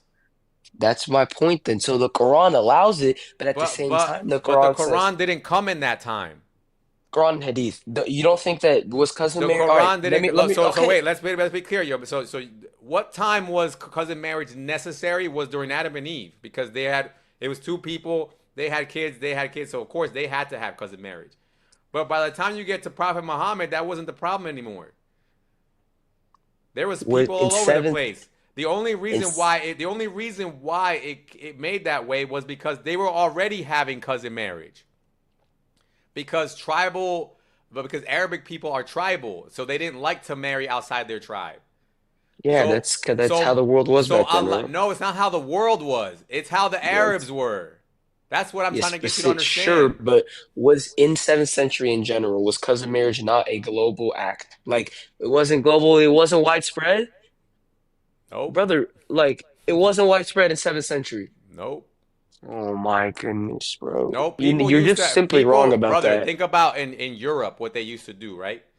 Kings would give their daughter off to other kings from other countries. And that's how they would Yeah, form pacts, right? yeah. Yeah. The problem is that So Arabs didn't have that culture. They have a tribal culture and they only trusted each other. So they would yeah, never do but my something like that. that's sure, but So my the question question is, was was it Allah revealing something that was good or was he just conforming to Arab society? brother, first of all, right? I understand your question, okay? Was is cousin marriage not widespread in seventh century? You said Brother, no. it's You're not. just That's what wrong I'm trying to about that. explain you. No, it's What do not. you mean it's not, bro? Look at what I just pulled Okay. up. Okay, let's It let's pull just it. is, gang. Like, I'm sorry, bro. If you didn't, brother, Here, let's pull it big. I'm giving you big screen while pull you're it up. showing me. Just pull it up. It says yes, Why cousin didn't even marriage search was practiced in was various cousin marriage parts. widespread in seventh century? It says in parts of Various the parts world, of the brother. world. Oh, so what Yeah, but put what parts? Put what parts? Western, okay. Middle East is definitely gonna be on there. It's not gonna be the For only one sure, on it's there. gonna be on there. Middle Eastern, Northern Obviously. Africa, everywhere where Islam was. Yeah, is it only in Middle East? Brother, this is what you're gonna find, okay? Because I've seen people already have this discussion. What you're going to find is that it happens Yeah. mainly in Muslim countries. Yeah. In other countries, it's very minimal. It was very minimal Yeah, in seventh century. we're talking about the difference between like 1 and 2% versus 80%. That's the difference. If you're right about that, I'm gonna need statistics on that because you might be right about that, but I don't know if that's true or not. Do you think I don't it's know a if that's true or common not. practice? Like, do you think like Christians marry their cousin and like Today? in general? Yeah. Today, no. No, the only place that happens still is in Muslim countries in majority Yeah. But because it's because yeah. the Quran specifically says that it's permissible. The Bible, when you look at the Bible, yes, you can see cases where people married their cousins, but nowhere does God say, okay, this is allowed or you should do this. So Yeah, people but at understood when this they read the Bible that okay, maybe that was necessary during that time. They don't take that as like like you get what I'm saying, like a recommendation. They don't take it that way. yeah, but you like it's not necessarily that it's a recommendation, right? Sure, it was a cultural norm, right, at the time. And by the way, the Quran doesn't explicitly say you can marry your cousins. It says that they're not banned for you.